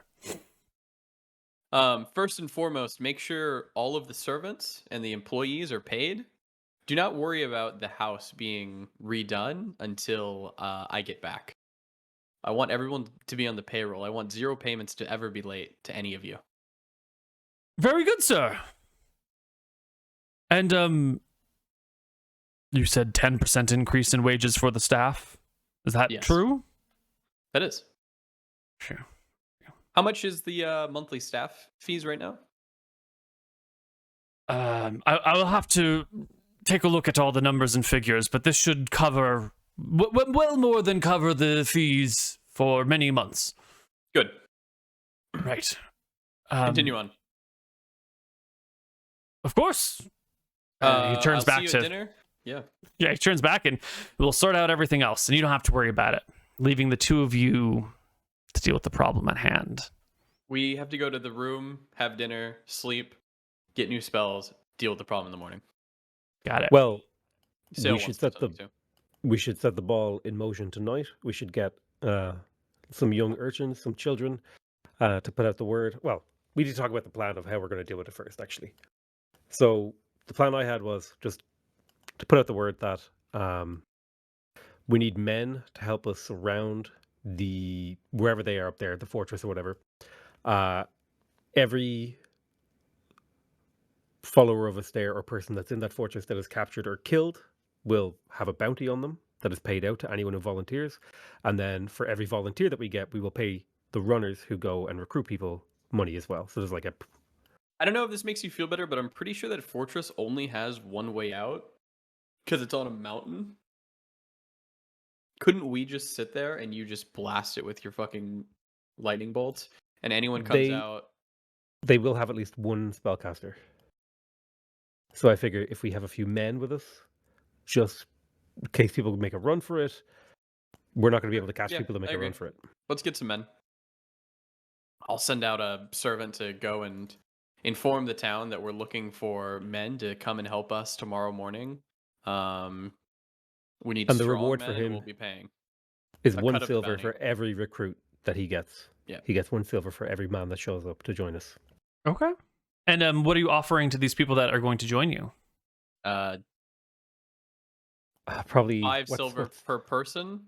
And Yeah, then a day's labor for like a unskilled labor is usually about $1 a day.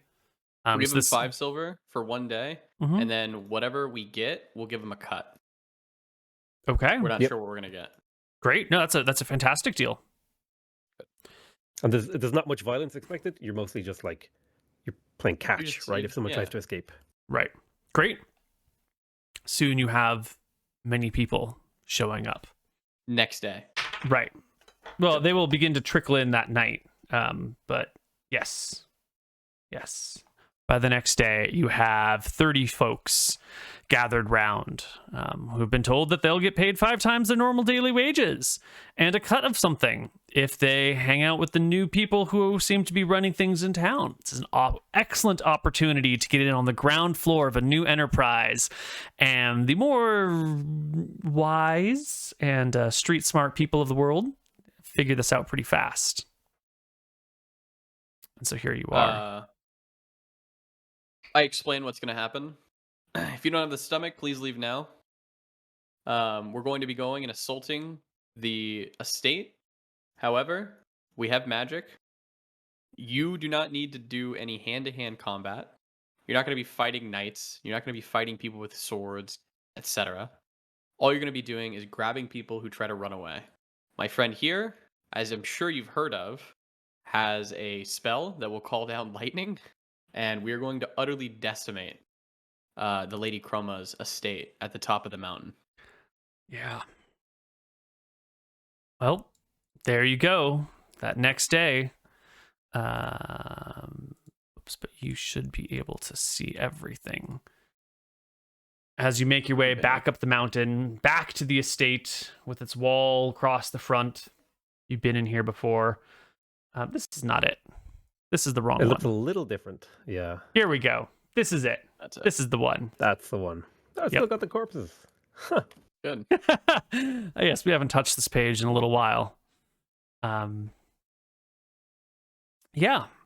And soon you are outside the front of this estate with this big wall, the hillside that it descends on one end and goes up on the other. The nice little pool within. The gates have long been restored and fixed from the last time you were here. Any damage that you had incurred the previous time is no more. This is what it looks like. Yeah, Nilrim full will form.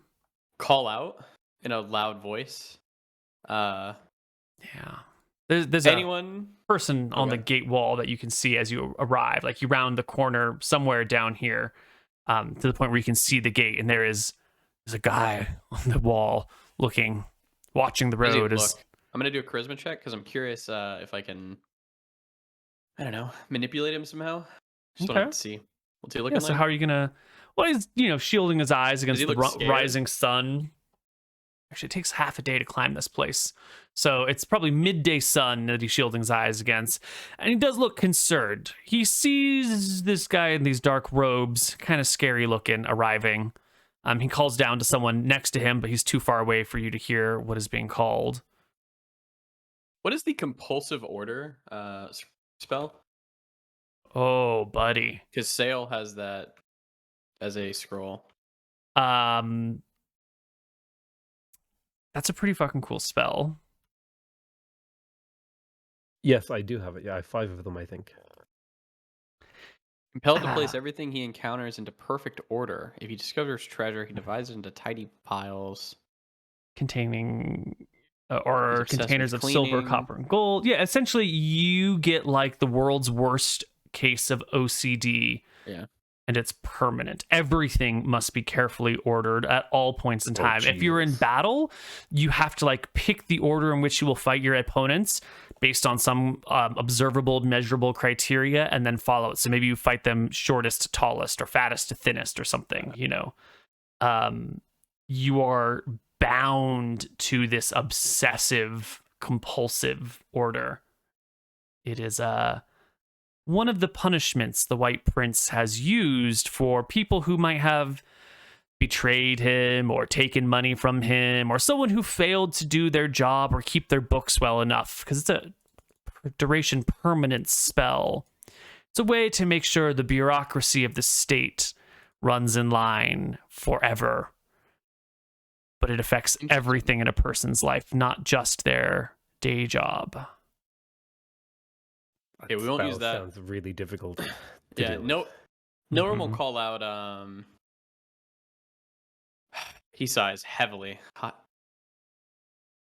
To the people in this compound, we have assaulted this compound before. Don't make me waste my magics and do it again. Come out now. The ones who flee will be left alive. The ones who stay will not survive.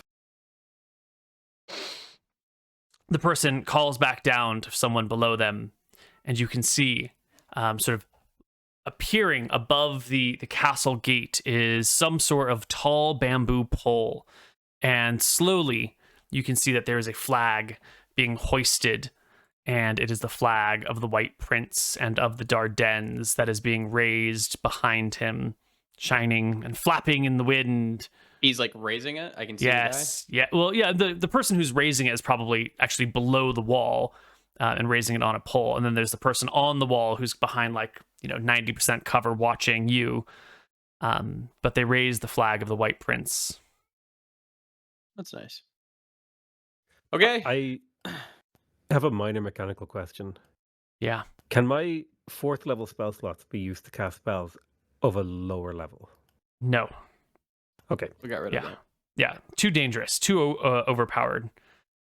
Yeah, because you could take 400 magic missiles. Yeah. Yeah, Okay. exactly. Very well. With the flag of the White Prince flying high, well, sort of high, just actually above the walls. It's not that high. What are you gonna do?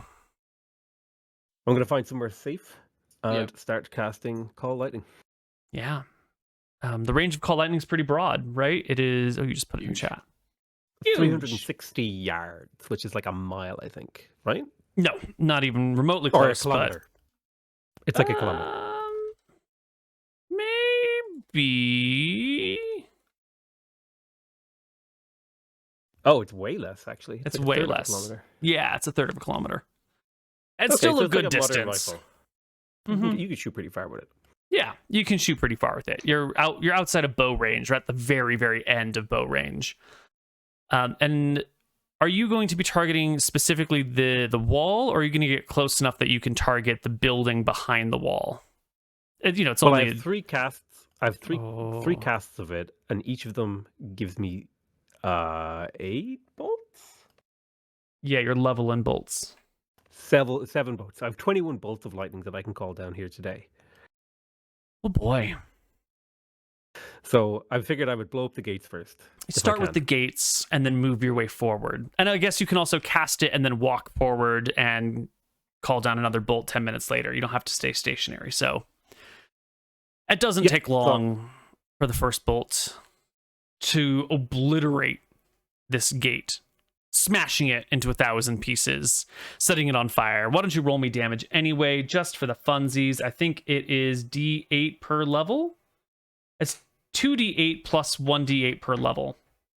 So that is 98? 98. Yeah. Oh, not bad.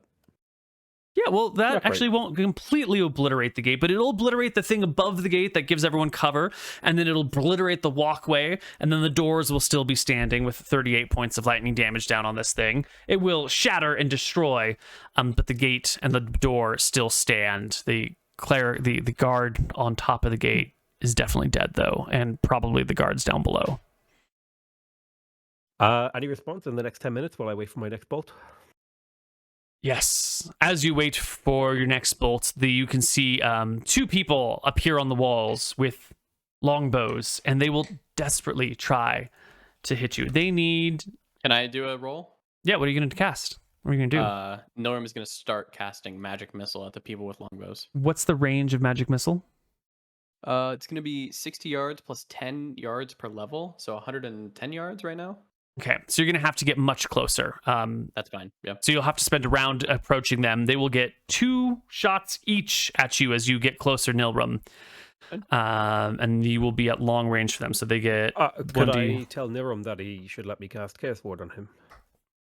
Sure. No one will wait. But wait around. Yep, I will cast Chaos Ward on Niram. Sure. While you're casting Chaos Ward, they will make their attacks at -5 for range. So I think they need a natural 20 to hit you, and they will try to target Sail. And we get no natural 20s. So you can cast Chaos Ward on Nilrum, and then Nilrum can walk forward. That will be one more round of them targeting at Nilrum now as he walks into, I don't think, going to make medium range before they get their shots off. So I think they still need 20s, and the arrows fall all around you, Nilrum. And would you please roll me Shouldn't initiative? Each one of those roll. I don't know how this works. Do they have to hit in order to be rolled to go back at them, or no? Oh, I forgot about Chaos Ward. Yes, we just talked about it, and my brain farted so hard. It's +1 to AC, +2 to AC against ranged attacks, and there is a. What is the chance? I don't see it. Oh, I think it's in the book itself. It's like a charts and tables are chance or something. Yeah, the charts and tables are hard to bring into straight text lines. Chaos Ward is a 2nd level spell.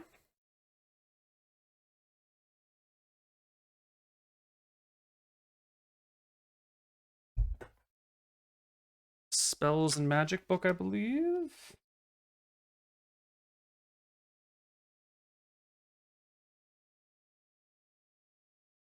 There's a chance it may be deflected.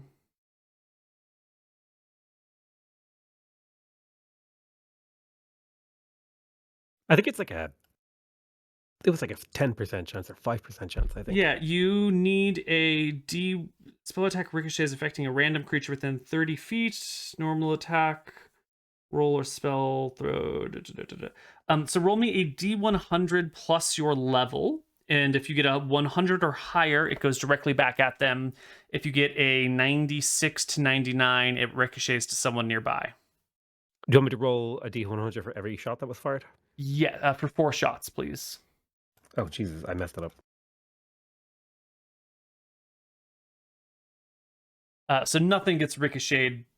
Oh, because they each have +7, so that becomes a 71. No unusual effects. Subject gains normal benefits of Chaos Ward. Yeah. So he gets higher AC. But the bolts do not reflect. Nilrum, give me an initiative roll against their bows. I think you're going to beat them. 8. All right. You can split your missiles if you wish. Here's 2d4 bowmen. plus 2. Wait, hold on. Can't remember if I have 5 or 4 right now. Up to yeah, I got 4. So here's 2d4 plus 2. One guy. 10. And here's 2d4 plus 2 at the other guy. 9. They both drop off the wall. A few minutes later, Sail brings down another bolt. This one will destroy the door itself. And you can see back here are like 30 people, sort of a mix of people, some peasants, a couple people from like the servant class, even a few merchants are here. There's one knight in armor with a sword, and they're, the cleric is nowhere to be seen. The clerics of Astaire, those people that are probably commanding these folks, are not in the courtyard. There's a lot of these people. There's like 30 of them. They do outnumber you. They could mob you and destroy you. And once the gates are down, it looks like they're going to charge you. What are you going to do, everyone? It looks like they're charging us. It looks like with sticks and swords and spears and whatever they can find, this mob of 30 different people from various socioeconomic classes are going to come down the main path towards you. And you are at max range with your magic missile, which is, we said 210 yards? 110 yards? Like 110, yeah. 110 yards. 1 second. Okay, so what I'm gonna do is at 110 yards, which is the same length as my lightning bolt. When the mob is 110 yards, I'm gonna cast my lightning bolt on them. It should just rip through that crowd. I'm not saying it's gonna kill them all, but it should kill enough that they're gonna fuck off. Well, you're gonna have to roll a really good initiative roll on this one. Ooh, 9? it's not great. Well, 110 yards, plus they weren't standing right there, so they're probably 120 yards, which is the movement range of a normal person in combat. Someone in front could charge and get you if they can win initiative. Are you mixing up yards and feet? Because isn't 1 yard 3 feet? Yes, it is. But I don't think anyone's mixing them up. Oh, you said 60 yards. You said 120 yards is normal movement?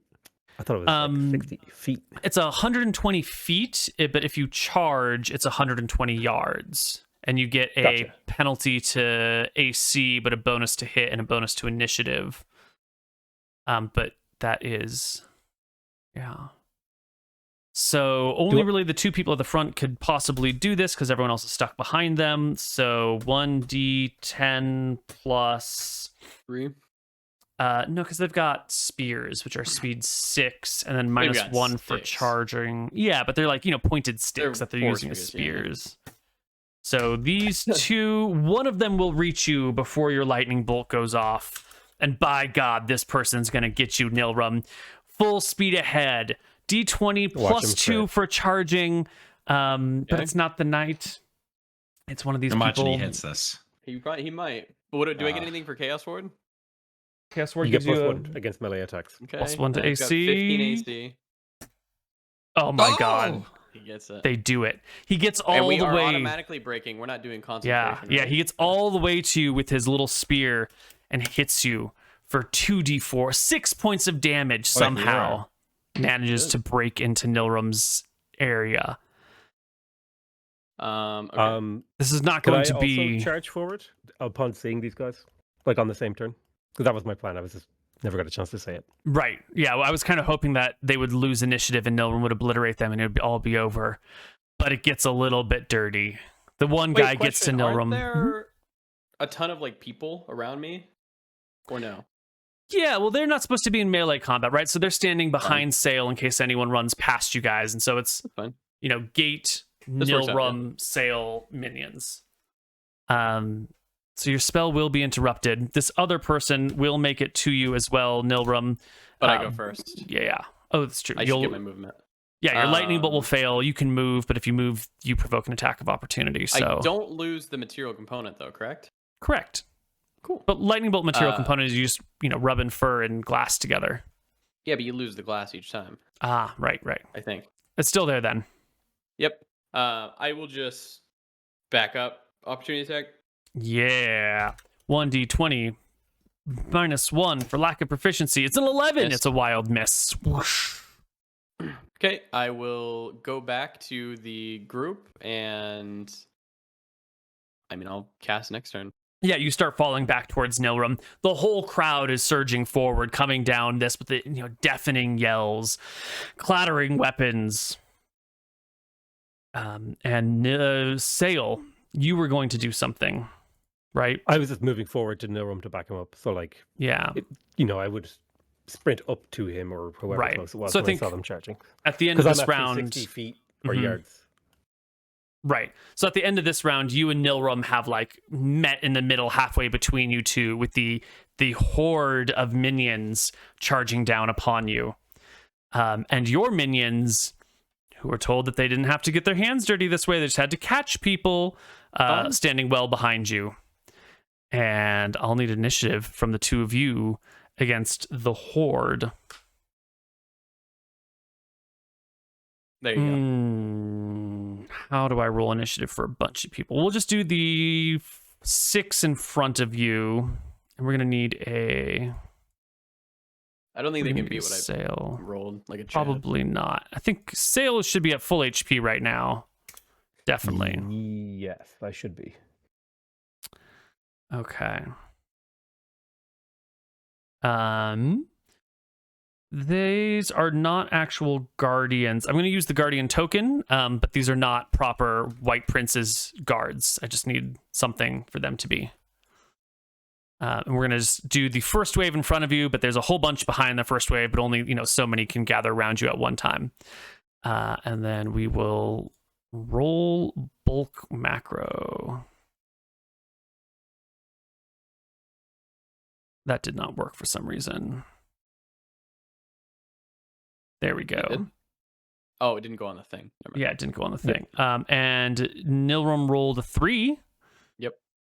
And Sail rolled an 8. Okay. You better hope one Excellent. of them isn't carrying a torch when he's about to cast web. Thankfully, it's midday and no one needs a torch. Nilrum, you do beat their initiative with a 3, and sounds like you're going to this web. whole fucking area up so they can't keep charging at us. Yeah, you can block off the area in front of you with a web, holding the people closest to you. They do get a saving throw for those of them on the edge, so they Be need able to a move. Otherwise, they can't move at all. 17, I believe, or higher. So 1, 2, 3. One of them manages And to keep her around, I think. web. I think if you're at the very edge, you escape the whole web. Maybe is that what it says? Maybe I'm making that up. Are they between 13 and 17 strength? Unlikely. They're probably between 8 and 13. Ooh, with a -2 penalty on the -2. saving throw. 2 things may have occurred. If there's room to escape, then it's assumed to have jump free. If there's no room, then they're only half strength. Okay. What is the exact... No, I'm sorry. Their saving throw is 19, so they all fail, and they're all caught in the web. Right. Excellent. That pretty much doesn't allow them to do anything, and Sail gets a turn. Yeah, I was casting Soften Earth and Stone, basically in the same area. Maybe a little bit ahead. So there's a big pile of mud now. Wait, as a head closer to you or further from you? Like slightly ahead of them, so they would run into the mud, and I would have maximum mud coverage. Gotcha. So, Gotcha. All right, so the whole mess of them are stuck in webs, stuck in mud, and then I think web extends pretty far. So you've got them all gathered together. They begin to cry out in pain. You hear them cursing your name. You hear the pleas reaching the skies. White Prince, come save us. White Prince, what have we done? Astaire, please save your people from my lightning bolt. Smite the earth once more. And they too cry out, "Oh, God, great God Astaire, save us from these heretics. Save us from these murderers. Astaire, we give you our lives. And when we need you." And I think a lightning bolt rips through the whole lot of them. And they all very quickly die. 19 damage. Oh, that's a bad lightning bolt. Yeah, it's pretty atrocious. But it will destroy all of them. Save the fighter at the back. The knight at the back. Nope, never mind. He's dead. He's dead. They're all dead. And yet, the building still stands. The cleric is nowhere to be seen. Where are you going to go? What are you going to do? I think we go back to range, at a safe range, and continue to bolt down the building. Yeah, I agree. What do you think, Nilrum? Yep, that's good. You're going to destroy this building here? I mean, you're about to take over this island. Isn't that a useful building to have? You're going to burn it down? Because of one cleric? Yeah, I think, sending a message. It's a testament to the old family. They've used this place twice as a stronghold against us. Fucking burn it down. Are you sure, Sail? There could be riches in there, could be valuables. Probably everything that they've taken from the temple's in there. If you lightning bolt that thing down, it'll all be gone. Not all treasure is silver and gold. Sometimes killing is its own treasure. Well, that was also a Jack Sparrow quote. Is it? There you go. Oh, take yourself another 100 XP. When your first lightning bolt hits the building, though, something unexpected happens. Most of the building sort of erupts with flame, and almost in an instant, the entire building is on fire. Even though you might have just hit this back top part, flyer quickly spreads through the rest of the building, and you realize that it was some sort of prepared trap laid for you with kindling and oil or alcohol or something spread about so that the whole building could be engulfed in flame and you would all die inside of it. We're too smart for you, Koibu. And it's gone. The building is gone. The cleric is gone. The enemies of the state are gone. The White Prince is gone. All of his followers that would be willing to fight for him are gone. And Well done, Flotsam lads. Island is yours. I will unsoften the ground because I think that's permanent. Good. I cast another one. Excellent. Excellent. It takes I'll pay the people. It takes a few days actually for the fires to burn down because this is a huge building made out of wood. You will never really find the corpse of that cleric in here. The fires were too hot and raged too long, and too much stuff was in here. You eventually get some silver and gold that's been melted down into heaps and sort of mixed with each other, which forms electrum, and will be the bane of all D&D players in the world, as you can mint electrum coins out of this murderous pile of crap. But Flotsam Island is yours. All the threats on it are gone. Your nobles, you have 3 noble houses now. Amazing. We're So a good. big. Oh, Huge. Can we talk to Lord Chroma before we end? Or not Lord Lord Chroma, Dengar. sorry. Lord Dengar. Oh, totally, yeah. We also need to take him to see Rohi because he wants to do that. Yeah. Yeah. Although that might be a next episode thing. Well, let's go talk to Lord Dengar. He arrives at his new estate. Father, we have done it. We have ousted the White Prince on this island, and now this and 2 other estates are yours. I don't know what to say. He sniffs a couple of times. Long have I wanted the White Prince gone. Griff choked us. His goals confused, stealing children, forcing them to work for him. The survivors, there were none. Family had everything taken from them, and now I know you're not a good man, son, but I'm proud of you anyway. Thank you. And I think you, it's time for you to go meet your maker. other son, I know you're also a terrible man inside. The heart is black as the seas on a stormy night. But thank you. You've given an old dying man some peace and solace, and for that, you don't need to hear me rambling on about some things. Take me to your god. Show me what it is.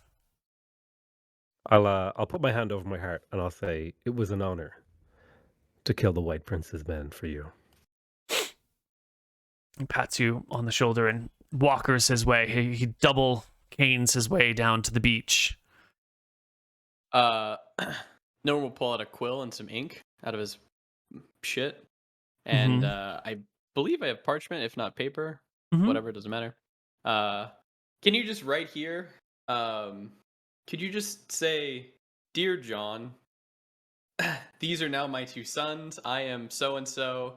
And then we need signet rings, and I would like you to stamp yours into the paper if you could. My hands are too shaky. You I'll write do the it for letter. you. I'll sign it with my ring and give it a scribble. Then we'll write the letter. He'll make it very, verbose. These are the best children I've ever had. Thank you so much for leaving them on this island. They've ridded me of so many worries. Right, yeah. Noble signet ring on it. Yeah, and he then- gets the harbor master to come by and witness this, and he gets some other important people around to come witness in case there's any question about who wrote or signed this letter. So his signet ring is pressed into it. The harbor master gives it his stamp of approval. The sheriff of the town is long gone, so it's just really the 2 of them. It is done. You can have signet Seymour's on that letter, too. rings made. Seymour is a brother. Yep. Perfect. We'll get him a little ring made. Yep. Good. Yep. Good. And at last, Lord Dengar goes down to the beach. Sail, perform your ceremony. How intimate of a meeting is this guy having? I was thinking of just maybe showing him like an omen reading. Although on the way, I would like to whisper. I'll kind of have a whispered conversation with Noam. It's like, Noam, this guy's kind of old. I don't know if he'll survive the full ritual. Maybe I'll just do an omen reading. What do you think? No. Do a full ritual. I'm sure Rohi he stops himself. I'm sure your god will want to show him something. And if he doesn't survive the whole ritual, Noam will snicker and show you the piece of paper. We already got what he came for. True, and I'll start laughing. And I will do the full ritual. I will summon the god Rohi to judge and or bestow a gift upon this man as he sees fit, as he's an enemy of the White Prince and therefore our ally. Right. You bring him down to the sea. This walker's having a hard time making it down there. When he finally gets to the area where the waves are lapping along his feet. I think Sail and Nilrim will, as for the ritual, like kind of drag him down, arm in arm. Two brothers and their father. And I think Nilrim will go below the waves for this one too. And yeah, it's like a sea baptism. Yeah. How many people are watching? Is this like in full view of the town? Is the harbor master there who also signed the letters? Is it a private ceremony with just the three of you? I guess his daughter could be there if she wanted to come. His daughter will be there, but no I think else, besides that, it'll be private, yeah. It's just the four of you. Okay. You find some secluded corner of a beach. You drag him into the waves. They swash over him. I don't know if this is interesting to you, but Nilrim does go down and help Sail with this task. Yeah. Okay. Yeah. Well, the waves come and crash over the two of you. The sands turn up and swim all around you, getting inside your clothes. You get completely soaked and pulled by the waters. And I think this is a nice spot to end our session. And I think we'll be back next week with some more Tides of Death. But I think so. we have some questions. We're a little bit late, but we haven't done questions in a little while. So if we can squeeze it in, we got to do them. All right. We've been missing questions for a bit. So here we go. To Neil for this day's game, what happened to Baron Song and his family? Well, this doesn't matter. That's not a question about Tides of Death. What are you doing? Get right out of here. Real mad about it. So, what is Nilrim's ideal girlfriend/wife? I think Nilrim's ideal girlfriend/wife currently is probably someone who is just madly in love with him, love potioned, would do anything for him. I think that's what he wants. So Sylvie is who he's probably going to marry in the future.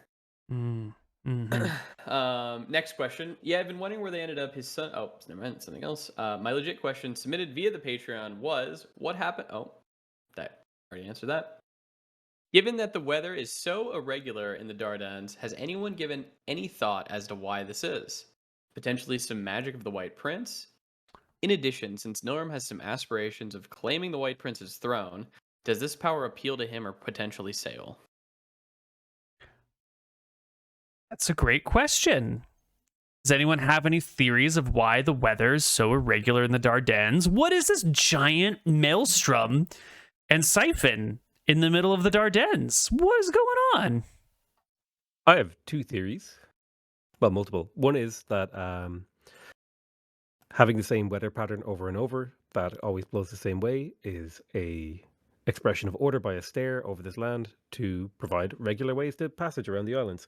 The other thing is that it is Malchus pranking the people of the Dardanelles, putting his symbol in the sky over the land of order.